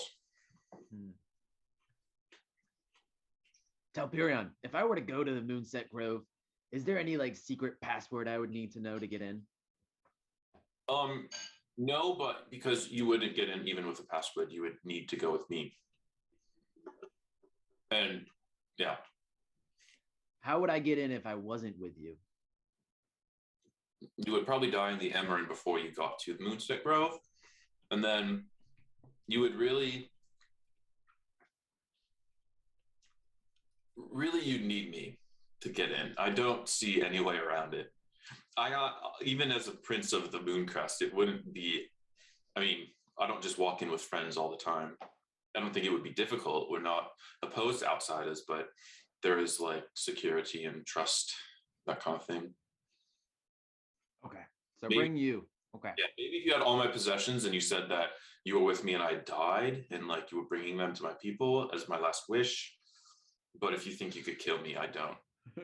Probably don't want to try that. No, that's not what I was thinking. Where it is, so. Hear that, Jack? Hear that, all three of you?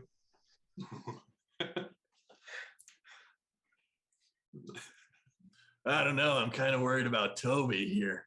Do you guys see that shit? He's flying around now. Come a long way. That was my question for Toby. Toby, why don't you want to tell us about this flying? You keep pretending like it's nothing. It's a big deal, Toby. We need to know. You've always been a special one. I've always had a feeling about you. I wish I had something to tell you, Jerry. Gallus, I don't know. All I know is I showed up on my parents' doorstep with a supposedly an Auroran coin, and I made my way south once I reached manhood. This is as new to me as it is to you all. Hey, I stopped asking questions a long time ago. I don't need all the answers. Just glad to have you with us. Can I make an insight check to see is he like intentionally downplaying this, or is he like hiding anything? I'm You curious. can absolutely make an insight check. Not that Jerry's And very. then it will be insightful. up to Toby Rama to give any insight. A 10. There is no hidden wordplay. Toby is saying it how it is. Okay, Jerry believes you, and he's just flabbergasted because he would assume you would think this is like crazier, like you know, like he's pretty excited about it, but you seem not as excited. I'm gonna pretend you kind of pose that as a question, Mm-hmm. and Toby will respond and just I don't know. It's been such high stakes scenarios the past couple days. I haven't had time to think about what this means for me because you're not wrong. This is not. I mean, I guess this makes sense. If I'm not my parents' child, like I found out, I suppose that leaves anything up to interpretation. Oh shit, I forgot. Yeah, so you don't know who your parents are. You ever go looking for them? Yes. No, I resentment is the wrong word, but I didn't know what to feel when I found out, and so I thought I'd make my own path, and I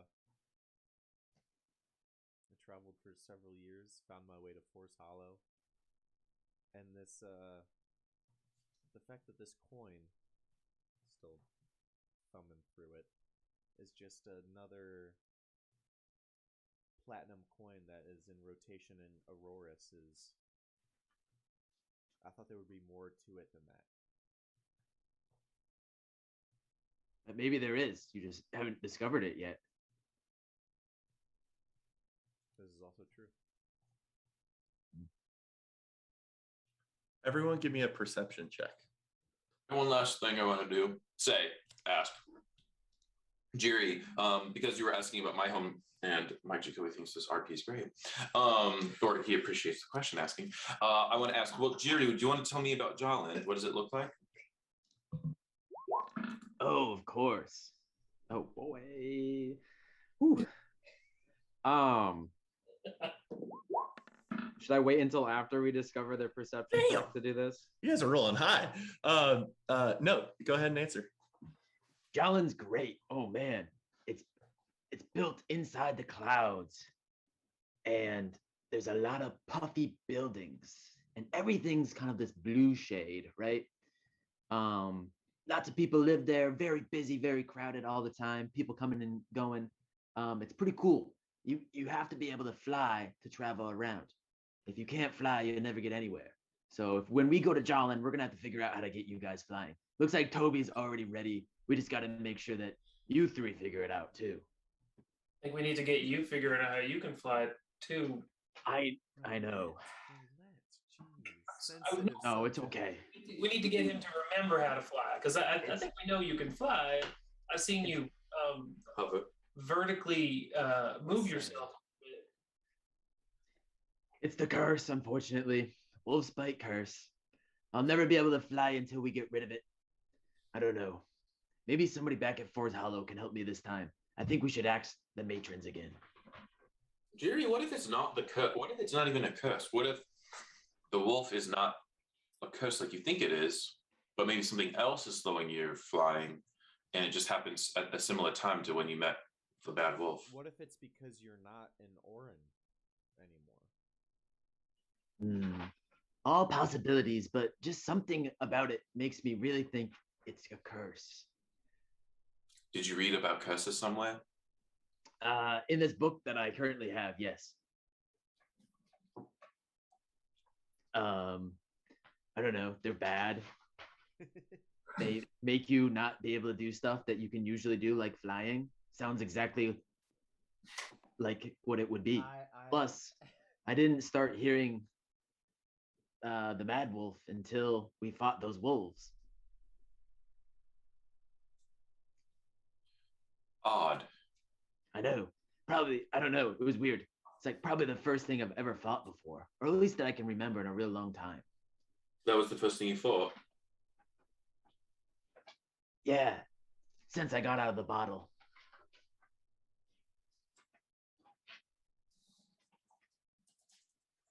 You feel like the last time I saw wolves, they were eating Moby, and I ran away. which Moby? The cow Moby. And when did you have him? Oh, I'm somewhere south of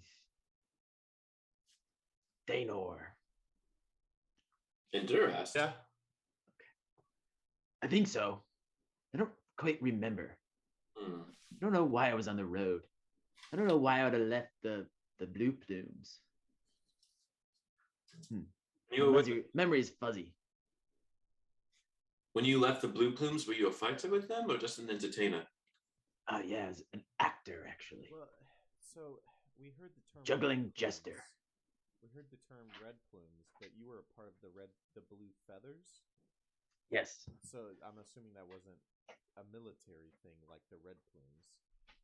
No, we all had blue feathers and hung out together and put on shows, that kind of stuff. Ran around the streets. And It was fun. we this is Wait, you guys are talking about the Red Plumes like it's a military establishment. It's very much not. oh The Red Plumes are, as I understand it, a thieves guild that operates below the surface of Daenor. oh I don't know why I was thinking that was the name of their military. Well, Kari and the Queen were talking about the spies of the Red Plumes infiltrating here, which maybe made us think it was more militaristic. Oh, I understand. You know, she was probably talking about, I think she's probably got connections Right, between the Ebon Clad and the Red Plumes. right. So Creatia has spies in the Red Plumes. Jerry, before we feels weird to target you in this way. Oh no, we noticed something. I do actually want to wait for this because we were rolling perceptions. So Sure. You guys have noticed in this conversation that you've needed to do less steering, and the water's flow has come to a much slower pace, and you all notice out ahead a speck of light. And as it gets closer and closer, you're seeing the opening of a cavern mouth. And as this kind of flow just gently guides you outside this, it's almost jarring to get sunlight in your view after so long. But you all can make a perception check now with disadvantage. Like, can I After do just something? like being sure, yeah. Since I got a natty 20, I'm going to use this opportunity. Maybe it was in the discussion of like Telperion asking me about what Jawland looked like, and Jiri doesn't do like the best job of describing it. It sounds very generic, one-dimensional. And so he's going to use this opportunity to distract you guys from that story and be like, oh, look at the water there. Perfect. He does not remember himself, does he?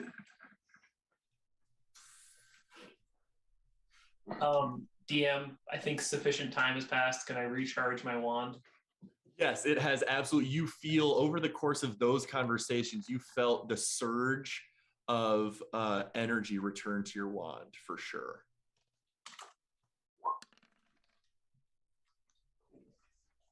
that's not bad. That's really good. Out of 7 total. Yeah, so he's at 6 out of 7, I think. Cool. She's at 6. Or he's, because Hopefully, Well, is Alfie a he or is it a they? Or They? is it what? Yeah, I don't know. You haven't asked. I've asked. I keep calling him he. It.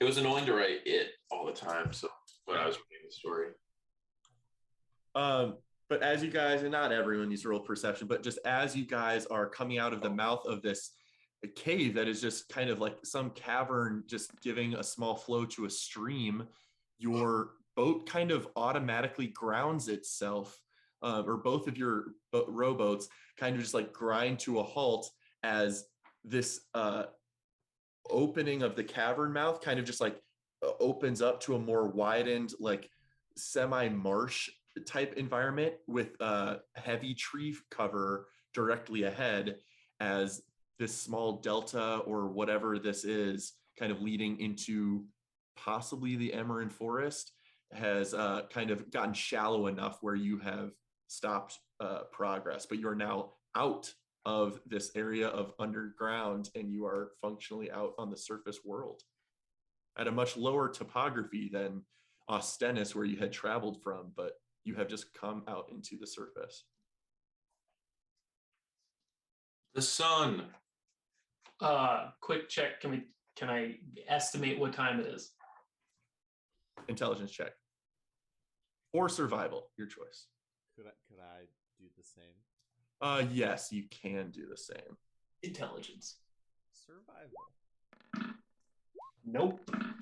I feel like roulette. Guys, it's obviously Roulette's straining from your eyes, kind of adjusting, but after a moment, Toby Rama, you do catch a view of the sun, and it seems to be slightly in one direction from directly overhead, indicating that it is actually just after noon of whatever day this is.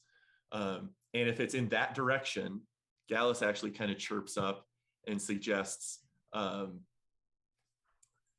yeah, if that's west where the sun's setting, and if we've just emerged near the Emerald, then Forest Hollow should be east that way. I just don't know how far we are from it. I don't recognize this landscape, and I don't see any hint of like Olandris society or anything. So we just probably need to start marching east along the Emerald, and we'll run into Forest Hollow. Ellis, I told us we should have had a map in the very beginning. You said you knew everything. Although that's true that we probably should have a map, I don't necessarily know that it would help us specifically in this situation. It might have. As we had ventured south of Forest Hollow to find Peony, the verdant Which forest- you went directly south into the woods proper, Right. essentially. Yeah. all I was going to ask is the verdant forest, which seemed to be kind of a precursor before getting into the Emerald proper. Is that something that stretches all the way along Croatia's southern border? Is it kind of a local? The verdant woods specifically seem to be a less dense area of the forest to the south of Forest Hollow. So on a map, that probably would not occupy a large expanse Elsewhere, in it's typically territory. just Emerald. Probably. Various cultures and cities may have different terminologies for kind of introductory, less dense foliage, stuff like that. But this seems to be at Gallus' direction, possibly the entrance to the Emerald to the south, and we should make our way east. I'm sorry, Gallus. I'm just grumpy because I'm so tired. That's okay. I don't take any offense. A map would be helpful, certainly. I just don't know that even with a map and my understanding of Croatia, I couldn't pinpoint on a map exactly where we are at this time. But I guess we just head west and just keep going until we find where we need to be. other way, but yeah. You're right. east. Left. You're right. Left. Yes. Fury does a 180. Yes. He starts marching and then just not losing stride, turns around and starts marching the other Dallas direction. lifts him up, turns him around. Like a wind-up toy. He doesn't stop walking. He just like That's good. Yeah, I guess such let's confidence. get on our way. Hopefully we can make it before sun sets behind us. Let's go. Do we Agreed. suspect this is now Tierdas the third, or do we think? It's No, you guys did not rest. You did not take a long rest. So this is functionally roulette. Your wand gained charges several hours ago. And it is functionally just afternoon on Morndas, you think. If you go Or another actually, I way, guess we it would take a be- nap. I'm sorry, I think it would be a little later in the afternoon. Yeah. So we could go for a little bit and then rest. Yeah, agreed. If everyone's up for it, let's try and march our way east, see what kind of mileage we can make. And I would like one of you what's up, Toby? I was just gonna say, can Toby do a survey essentially of the landscape and be like, okay, wherever we go from here, I know that this place is now a potential exit point for people, forces, whatever. It's a route to Ostennis. Oh, sure. Just kind of mental map it. Yeah, so you can make a survival check to kind of note that in your mind. I would normally require probably intelligence based, but this is okay to do survival for Toby. Yeah, okay, you kind of clock this entrance as if someone wanted to, could make their way to Ostennis from this tunnel, although going against the flow would be going certainly forward, difficult. I'll in my mind be like, if it takes us the rest of the day, then I know, okay, there's a potential attack point a few hours to the west of Force Hollow or to the east of Olandris or whatever. Seems like a Talperion thought as well, kind of.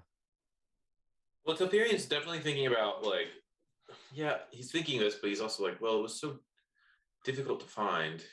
It's not an easy, yeah. You'd have to have inside knowledge. I wonder if, and also Cardi did say that this wasn't even known amongst the Ebenclad. It was almost something exclusive to her and Queen Elias. So that's good. And I'm also thinking if we were to try to collapse it, all that would do is buy us a few hours of time we didn't know was being chewed upon anyway. But as you guys start to continue east over the course of a couple hours, let's have one person give me a D100 roll. You guys can choose who that is. Okay, Toby. Toby.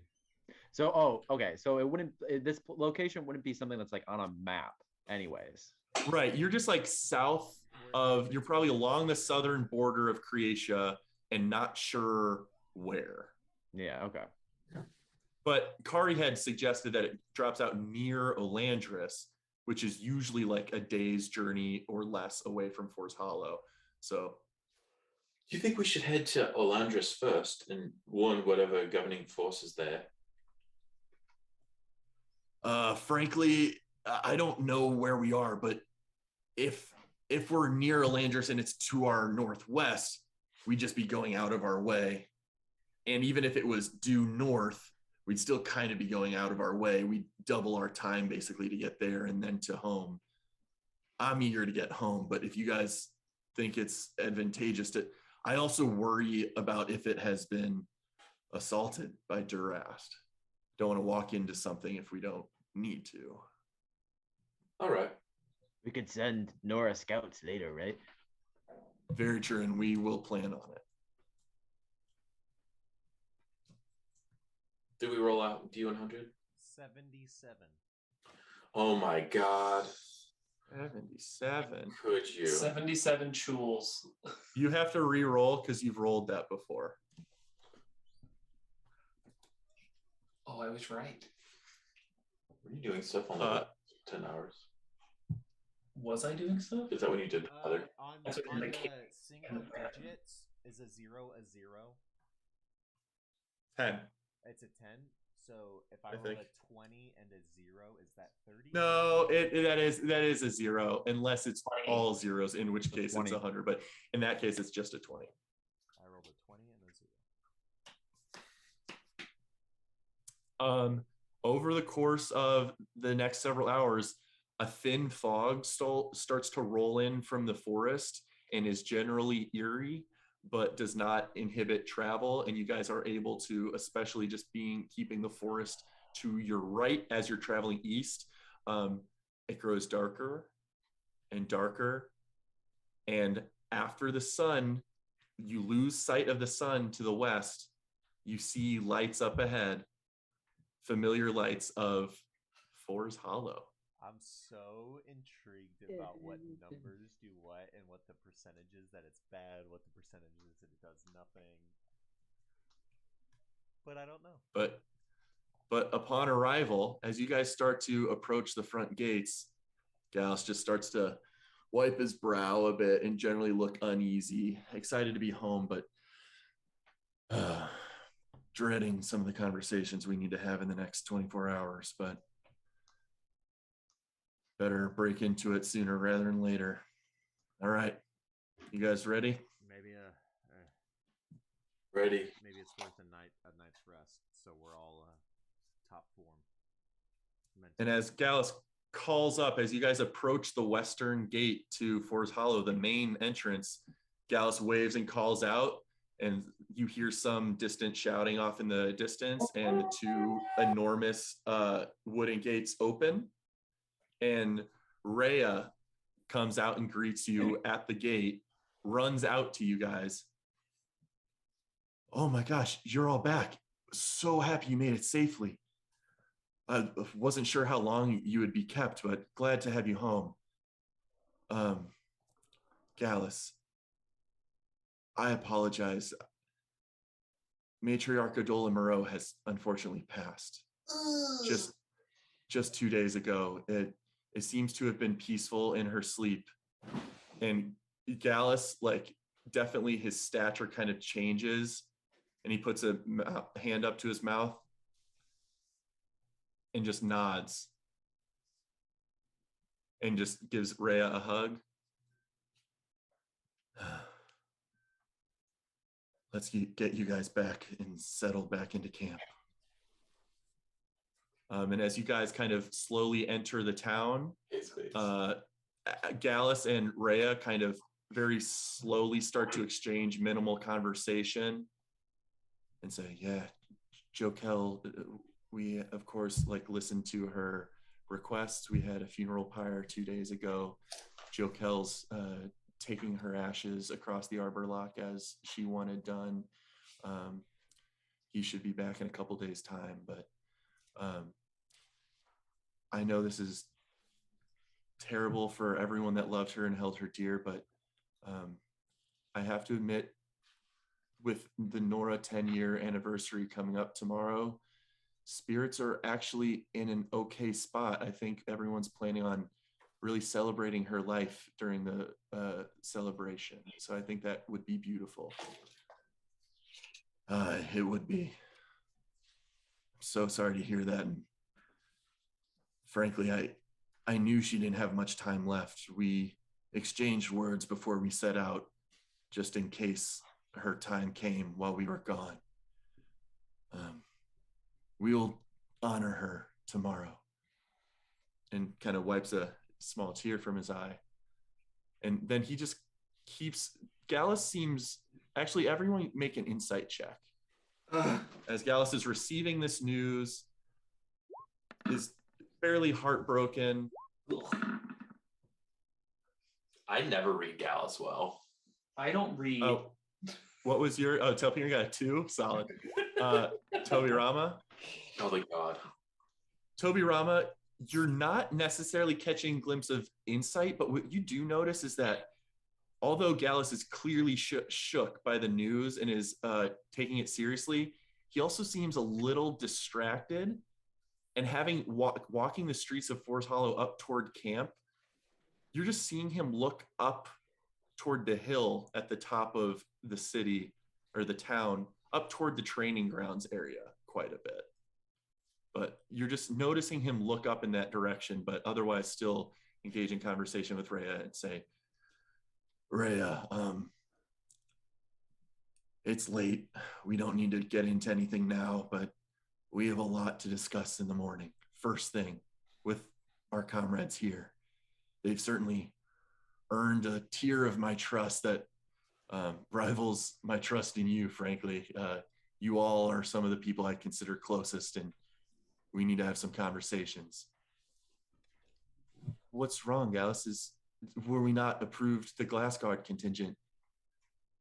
No, we actually were. We suspect 6 or so soldiers may arrive in a day or so's time, or very soon. Something has happened, and we need to discuss first thing in the morning. Okay. I'll be ready as soon as you are. And as you guys kind of get back to Nora camp, you guys are all welcome to kind of be guided back to your original rooms, none of which have been taken by others. They're all still available for you. And you guys can talk amongst yourselves with Gallus, whoever you want. Roulette, there is a small bundle of cloth at the foot of your bed. Message from mom and dad. I'll mostly Gallus. Are people still awake, like in the camp? It definitely seems like things have wound down. Over your journey into night, there are maybe like an occasional person you see walking in a path in town, but mostly everyone has kind of settled down for bed. Gallus, Nora camp is rather quiet. Gallus, I think it might be worth it if you have 1 or 2 or 6 scouts who you would send out in the morning. It might be worth just letting them know that, hey, they should be waking up before dawn and just getting on the road. Just they don't have to stick around for the details. Just tell them to keep an eye out for anything, head a day west as soon as they wake up. That's a good idea. I'll check in with a few people. I'll see to that. You guys get your rest. I'll speak with Rhea briefly and see who we can spare to get up early. Rest well, all of you. I will go to my room and open up whatever package is in there. So as you go to that kind of bundle, there's also a note on top of it, which has your name, Roulette, painted, inked in beautiful calligraphy. Do I notice this calligraphy or recognize it? You have never seen this handwriting before. Whether or not you have seen the handwriting of the individual that wrote this is one thing, but you have never seen this font inked in this way. Interesting. Bro left you a gift. Moby left you a gift. Wait, Big. DM was typing. I have something ready to hit enter on should you peruse the contents of this letter. Yes, I will. I will leave it aside for a minute, and I will shut the door, take off my shit, and kind of calm down for a bit, and then I will sit down and pop open the letter, hold it up to light at first to see if there's like anything inside of it. Just seems to be a simple piece of parchment folded up within the confines of a simple envelope. But I will. if this will send, holy moly, it reads, hey Red, I hope you're well and that you make it back from the capital safely. I hope the big city didn't steal you away from us permanently. I know I only got to have you as an assistant for a handful of weeks, but it's been noticeably lonely without your company and curiosity. I've just left town for a few days. I'm to take Matriarch Moreau's ashes east across the Arbor Lock. She always told me that when she died someday, she wanted to be scattered amongst the roots of the giant tree in the middle of the lake. It'll be sad, but I actually think it'll be beautiful to spend some final days with her. She was always kind to me, and I think she liked keeping me close by. Everyone in town has always been accepting of me, and certainly the Noras have become family. But Lady Adola always really saw me and cared about how I was doing. Sort of the mother I never had, I suppose. Anyway, if you by any chance make it back to Forest Hollow while I'm gone, I wanted you to have these. I don't think I ever told you, but I have a brother out there somewhere, and these were actually originally his. I haven't used them in quite some time, but his birthday was yesterday, and I couldn't help but pull them back out and take another look at them. You remind me of him, actually, in a strange way. He wasn't nearly as smart as you, but he understood magic a little bit and actually made these himself. It would mean a lot to me if you took them. I think you'll put them to good use. I hope we can work together again soon. Jokel.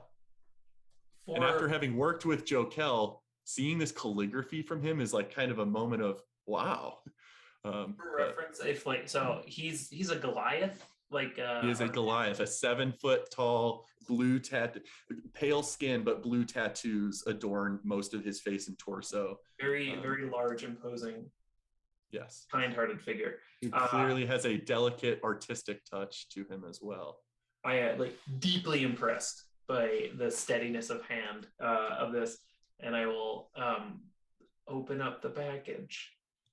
As you kind of unfold parts of this lumpy cloth, you find several very beautiful tools crafted from rare metal and flame-resistant wood, and are engraved with intricate rune work and giant iconography. And you can add smith's companions to your inventory. Is this something in? It is in D&D Beyond. The most roulette gift. Tools. But the rest of you are welcome to settle into however you would like to. Can I ask a quick question about Gallus? Yeah, absolutely. Does he really only like get briefed by Rhea? Or are there like other people that like or word is out, Gallus is back, and like other kind of like officers get up and need to like talk to him and confirm with him? So you will have noticed when you guys kind of went through the front gate, certainly Rhea greeted you and got him up to speed on Lady Moreau's passing. There were scouts up in kind of the turret towers outside, right next to the gates, that were like calling, "Hey, welcome back!" So like it's late at night and not many people are awake, but it will that phenomena will probably take place in the morning once more people learn that you all have returned. But a few people that were scouting and alert over their night shift of watch certainly did react to the fact that you guys are back celebratorily. Gotcha. Roulette hears a knock on her door. I fold the tools back up in a little package and cover them with my something. And I go and answer it. "Oh, hey, Toby, what's up?" Toby kind of just walks in and is just kind of like starts kind of pacing as he starts to talk. I wanted to bring this up earlier, and I don't know. I've known you the longest out of us, out of our group, and I don't know. I there's a lot of bigger things happening around us, and I feel drawn towards all of them, but I don't know why. And I wanted to bring this up to you, and I'm maybe we bring Telperion into this too tonight or tomorrow, but as we're probably going to be focusing more on this nation versus nation situation tomorrow.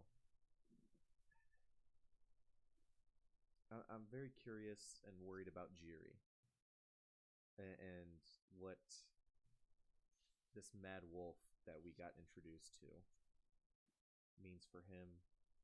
Whether Jiri is who we've known, maybe this mad wolf was always there. I don't know. I didn't want to forget about it before we get focused on other things. I mean, I think to not to a lesser extent, but to a less intense extent, I do kind of share your, and I have gently shut the door as I realized Toby was talking about someone who's probably 2 rooms away. I definitely share your concern about that. I got to be truthful when I say that Jiri as a whole, from his magic to his fighting style to whatever's going on in his head, is not something I'm terribly familiar with as far as people go. But I don't know. I think he's at his core. I think he's a good and trusting person at this point. I think I don't know, my biggest thing is if you want to understand something, you gotta kind of take it apart. Well, and I don't mean this in the literal sense as I'm going to say it. You got to take it apart and understand the different pieces of it. So if we know that there's a Jiri and a Jax and an Adras and a Mad Wolf and a something else maybe we haven't heard of yet, I think we listen carefully and we take down what we know, and not necessarily do it in secret, but I think Jiri wants to, Jiri or Jax or whatever this being is. I think they as a collective probably want to stay around us as well. It seems like whatever that voice we spoke to wants to get out. So I don't think we're going to be having Jiri run away anytime soon. The main reason I came here, and I also want to run this. I wanted to run this by you first, but also I want to talk to Telperion about it. I want to tell Jiri that we spoke to the Mad Wolf, and I don't know. He's so carefree. I don't want him to. I want to establish some trust there, because I feel like, and maybe he would doubt us and think we're just lying, but I think if we get on the same page as him, and this is not something he's making up, like I know Telperion was very curious about at the start, but I think it's I mean, I do think it's a good idea. I think we should do it over a nice, calm breakfast or lunch at some point. And to your point, I don't think Jiri would accuse us of lying or anything. I think he's confident in what he knows, and he's confident that he's talking to a mad wolf, or he's talking to his father, or he knows that that's who he hears, that's who he's talking to. So it might just take a little bit of a convincing, I guess, or something like that. I think so too.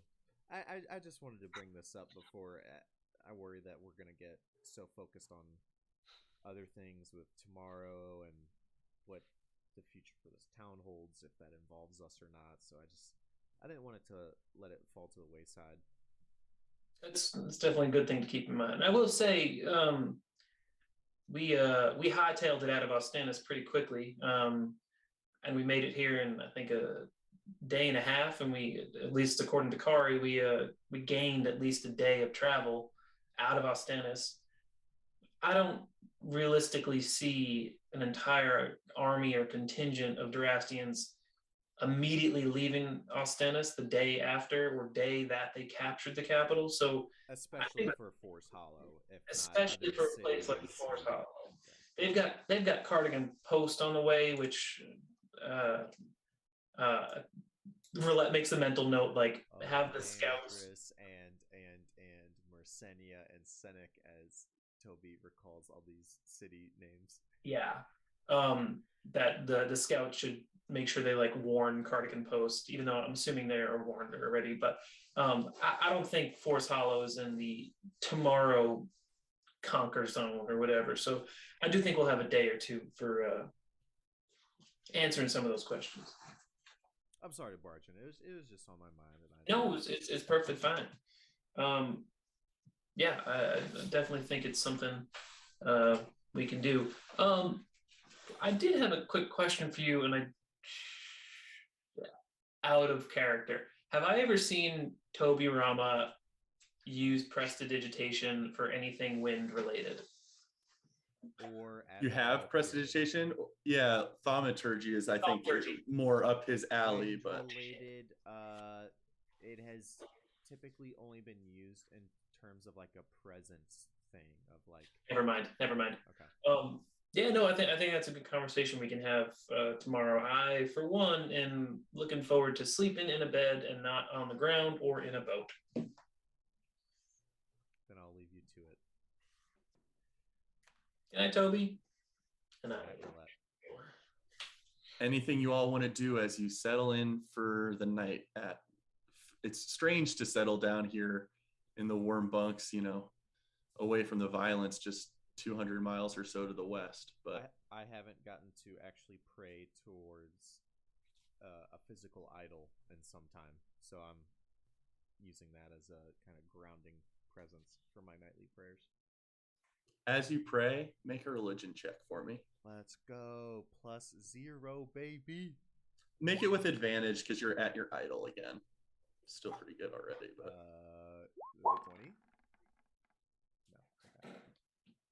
Okay.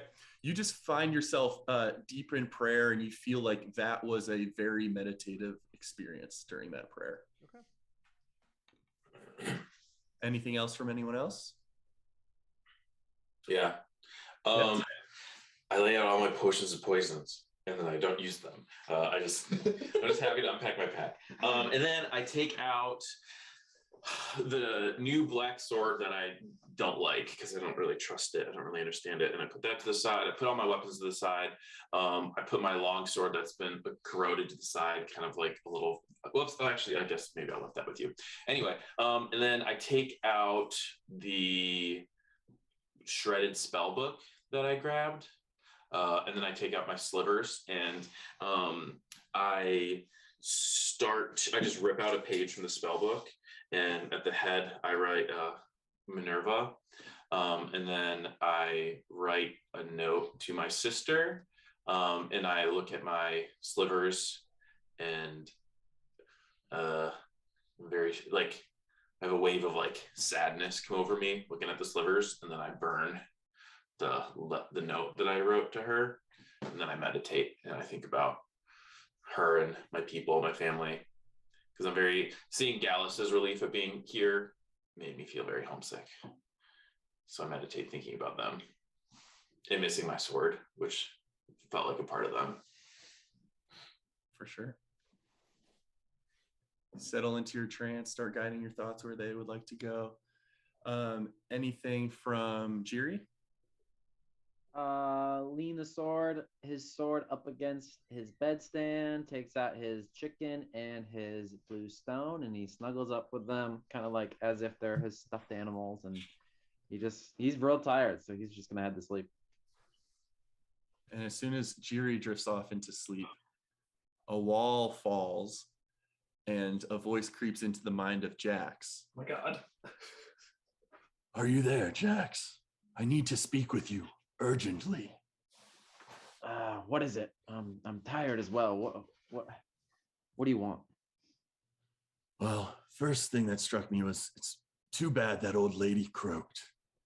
She had a rather tantalizing tome in her possession, if memory serves. I wonder if that could be of use to us if it's still there. A tome? Anyway, What kind of tome? I think she had something more unique in her possession than just simple library fodder. Perhaps that could be of use to you or Jiri. Anyway, that's not what I wanted to talk about. No, that's a good idea. I'll definitely put it in Jiri's mind to go back looking for more books. We can trick him that way. But anyways, What do you want to talk about? Well, something happened earlier when I damaged the wall between you and Jiri's psyches. I was able to see something further. I think you should see this. Darkness, the tendrils of inky like blackness kind of occlude your vision until it's entirely black. And as your eyes try and adjust, you suddenly see scenery around you, familiar scenery of a memory. With a will not your own, you pull a black reflectionless blade out of the silver, red, and black armor of the prison guard beneath you. A scene you've seen before. But this time, you frantically look around at your surroundings with various arcane instruments and terrible theoretical applications of dark magics around you. You see a bench behind you with a multitude of deep black, reflectionless weapons and armors strewn about. And at the obelisk directly behind you, an empty pedestal display case with a plaque on the front reading X3H. Gods, what have you? Well, don't just stand there. Get the rest of us out of here too. You turn and you see various prison guards reaching through their cells, beckoning for you to come to their aid. You hear a voice in your mind. They might be useful as allies or bait. And with a sudden automatic flourish, your blade lashes out, severing the locks of 4 nearby cells, freeing the prisoners within. And as the familiar human and genasi faces of some of your cellmates accompany you into the darkness of the halls, the inky black tendrils recede from your vision, and you are back in your bunk at Nora Camp. Did I get a chance to look down at myself and see like what my form looked like? You are seeing all this through the eyes of your memory. You can make a general perception check to see if you caught any glimpses of useful information. 20 is really good. You notice 2 things. You notice when your jet black blade was lashing at the locks of these cells, your skin was not the blue genasi form of Jiri, but rather a darkened hue of a drow-like creature or half-drow. What you also notice in one of the cells specifically, one of the prisoners did not get up to follow you, but had given in to the illness that had them ill for many months.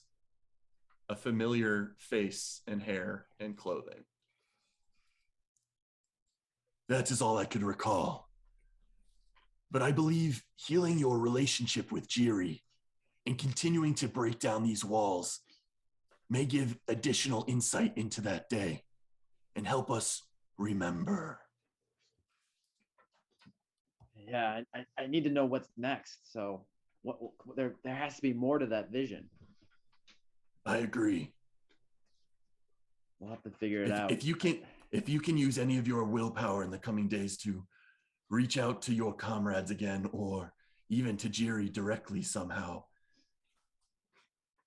I was given access to that additional part of the memory when that wall between them was damaged. Continuing to break down that wall may serve us well. Do you think it'll have any adverse effects on Jiri? Hard to say. I suppose we shall see. Well, as long as he doesn't die before we get out, that's all that matters. Okay, I'll try to contact them again and see if we can gain their trust or something like that. Maybe we can get them to do things that we need them to. I'll start with the book, and I'll try to talk to them as well. Very well. Have your sleep. And you feel it kind of recess into the back of your mind, allowing you peaceful sleep. Toby Rama, as you drift into sleep, having had a rather successful connection in your prayer, as you fall asleep, darkness takes your vision and familiar silver mists, comforting but sometimes frustrating with their unhelpfulness. However, you see a silhouette in the darkness ahead of you, and 6 great wings expanding from behind them. Did you say 6? Yeah. Yes, 3 on each side, 6 wings made of silver mist. It simply stands there.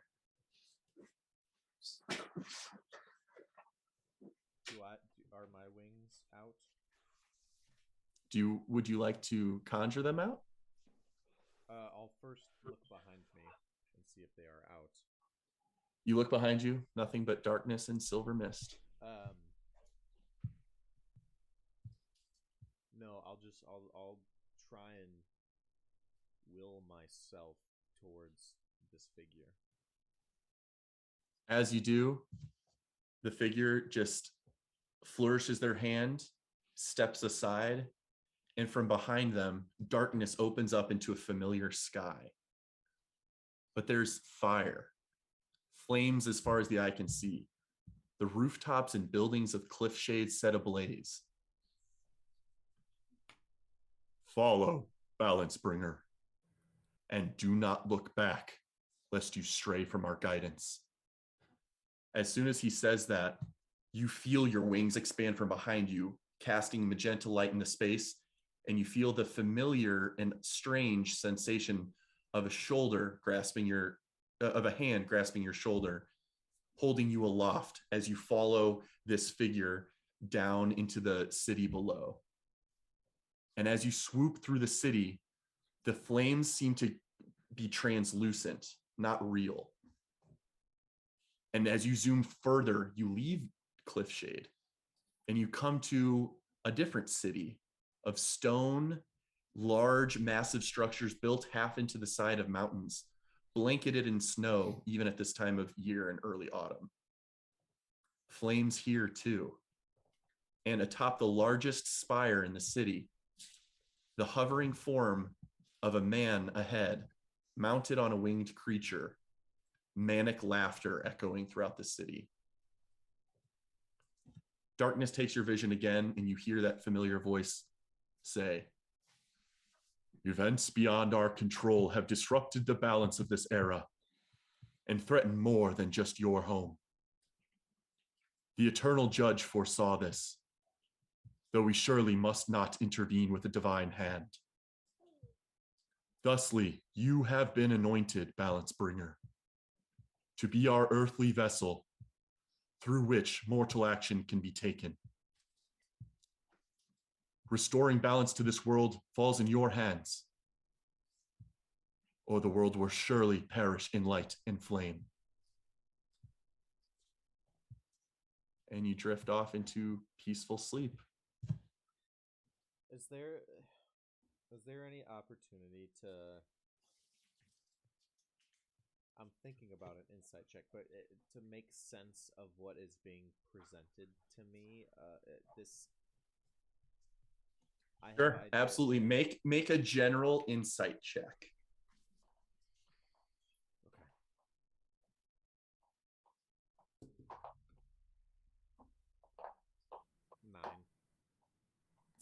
Okay. You're not sure what the purpose of that vision was necessarily in this moment. There is too much too fast that requires additional prayer and contemplation. But with additional contemplation, maybe something will become evident. But you do drift off into peaceful sleep. Okay. And finally, Roulette. Con save. Yes. Before I go to sleep, and this could have been earlier, I will have run up to Telperion and Okay. asked him for his cape. I will tell him that I want to try and work on some more of the Griffin stuff. Sure. Having worked on it at this point, I'll say you can affix the remaining bits of the feathers. Yeah. I don't want to affix the rest of the feathers. Okay. Okay. I don't know specifically what I want to do, but I am going to just sit with the cape and text you about it later. Okay, that sounds good. So in this moment, you grab the cape, you have your feathers. You know that like I've practiced this enough in rocky circumstances. I know that I can affix those feathers here now if I wanted to. No check required. You're fully competently able to do that, but you have other ideas starting to flow through your head instead, and so you don't do that. Yeah. But as you get ready for bed, is there anything you want to do before you go to sleep? No, just looking. I'll read. Verlet doesn't have many friends besides like these newfound people. Jokel is probably, apart from Jokel, Gallus, and Toby. Jokel is probably the one she's become closest with outside of her mom and dad and like other business people. So like she's got like a weird affection for the letter that she got. So she's probably thinking on that, but nothing else before I bed down and have an uneventful sleep. As you bed down and attempt to have an uneventful sleep, please make a con save with disadvantage. He's gonna get that It's the vomit. bed. It's whenever he's in a bed. She's in a bed. Rude. She gets disadvantage. Rude. Did you forget Whatever. your meds? Wait, what? You forget your meds. I was too distracted. I was like, I probably You're went to busy sleep. bee. I went to sleep very happy with like the letter I got. So I probably didn't think I You needed. wake up very sad. There it is. Oh God, 19 though. I It's fine. hate. You must be. Having successfully applied the effects of the essence of saffron on a previous night of sleep, that seemed to calm your stomach. But whatever phenomenon has taken root inside of you is developing some resistance to that. And without any ability to fight it off, in this moment, you feel this violent retching in your stomach, very familiar to you, but more powerful. And as you hear your stomach gurgle, it sounds strange. The sounding of your stomach sounds very odd. And you swear it sounds like the roar of a lion. And in this moment, without being able to reject it at all, up through your throat, you burst out vomit. And as you exhale puke from your mouth,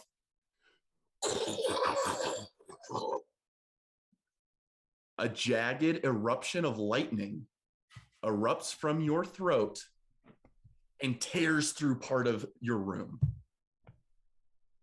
And that is where we will end today's session and pick things up in the new year. Great.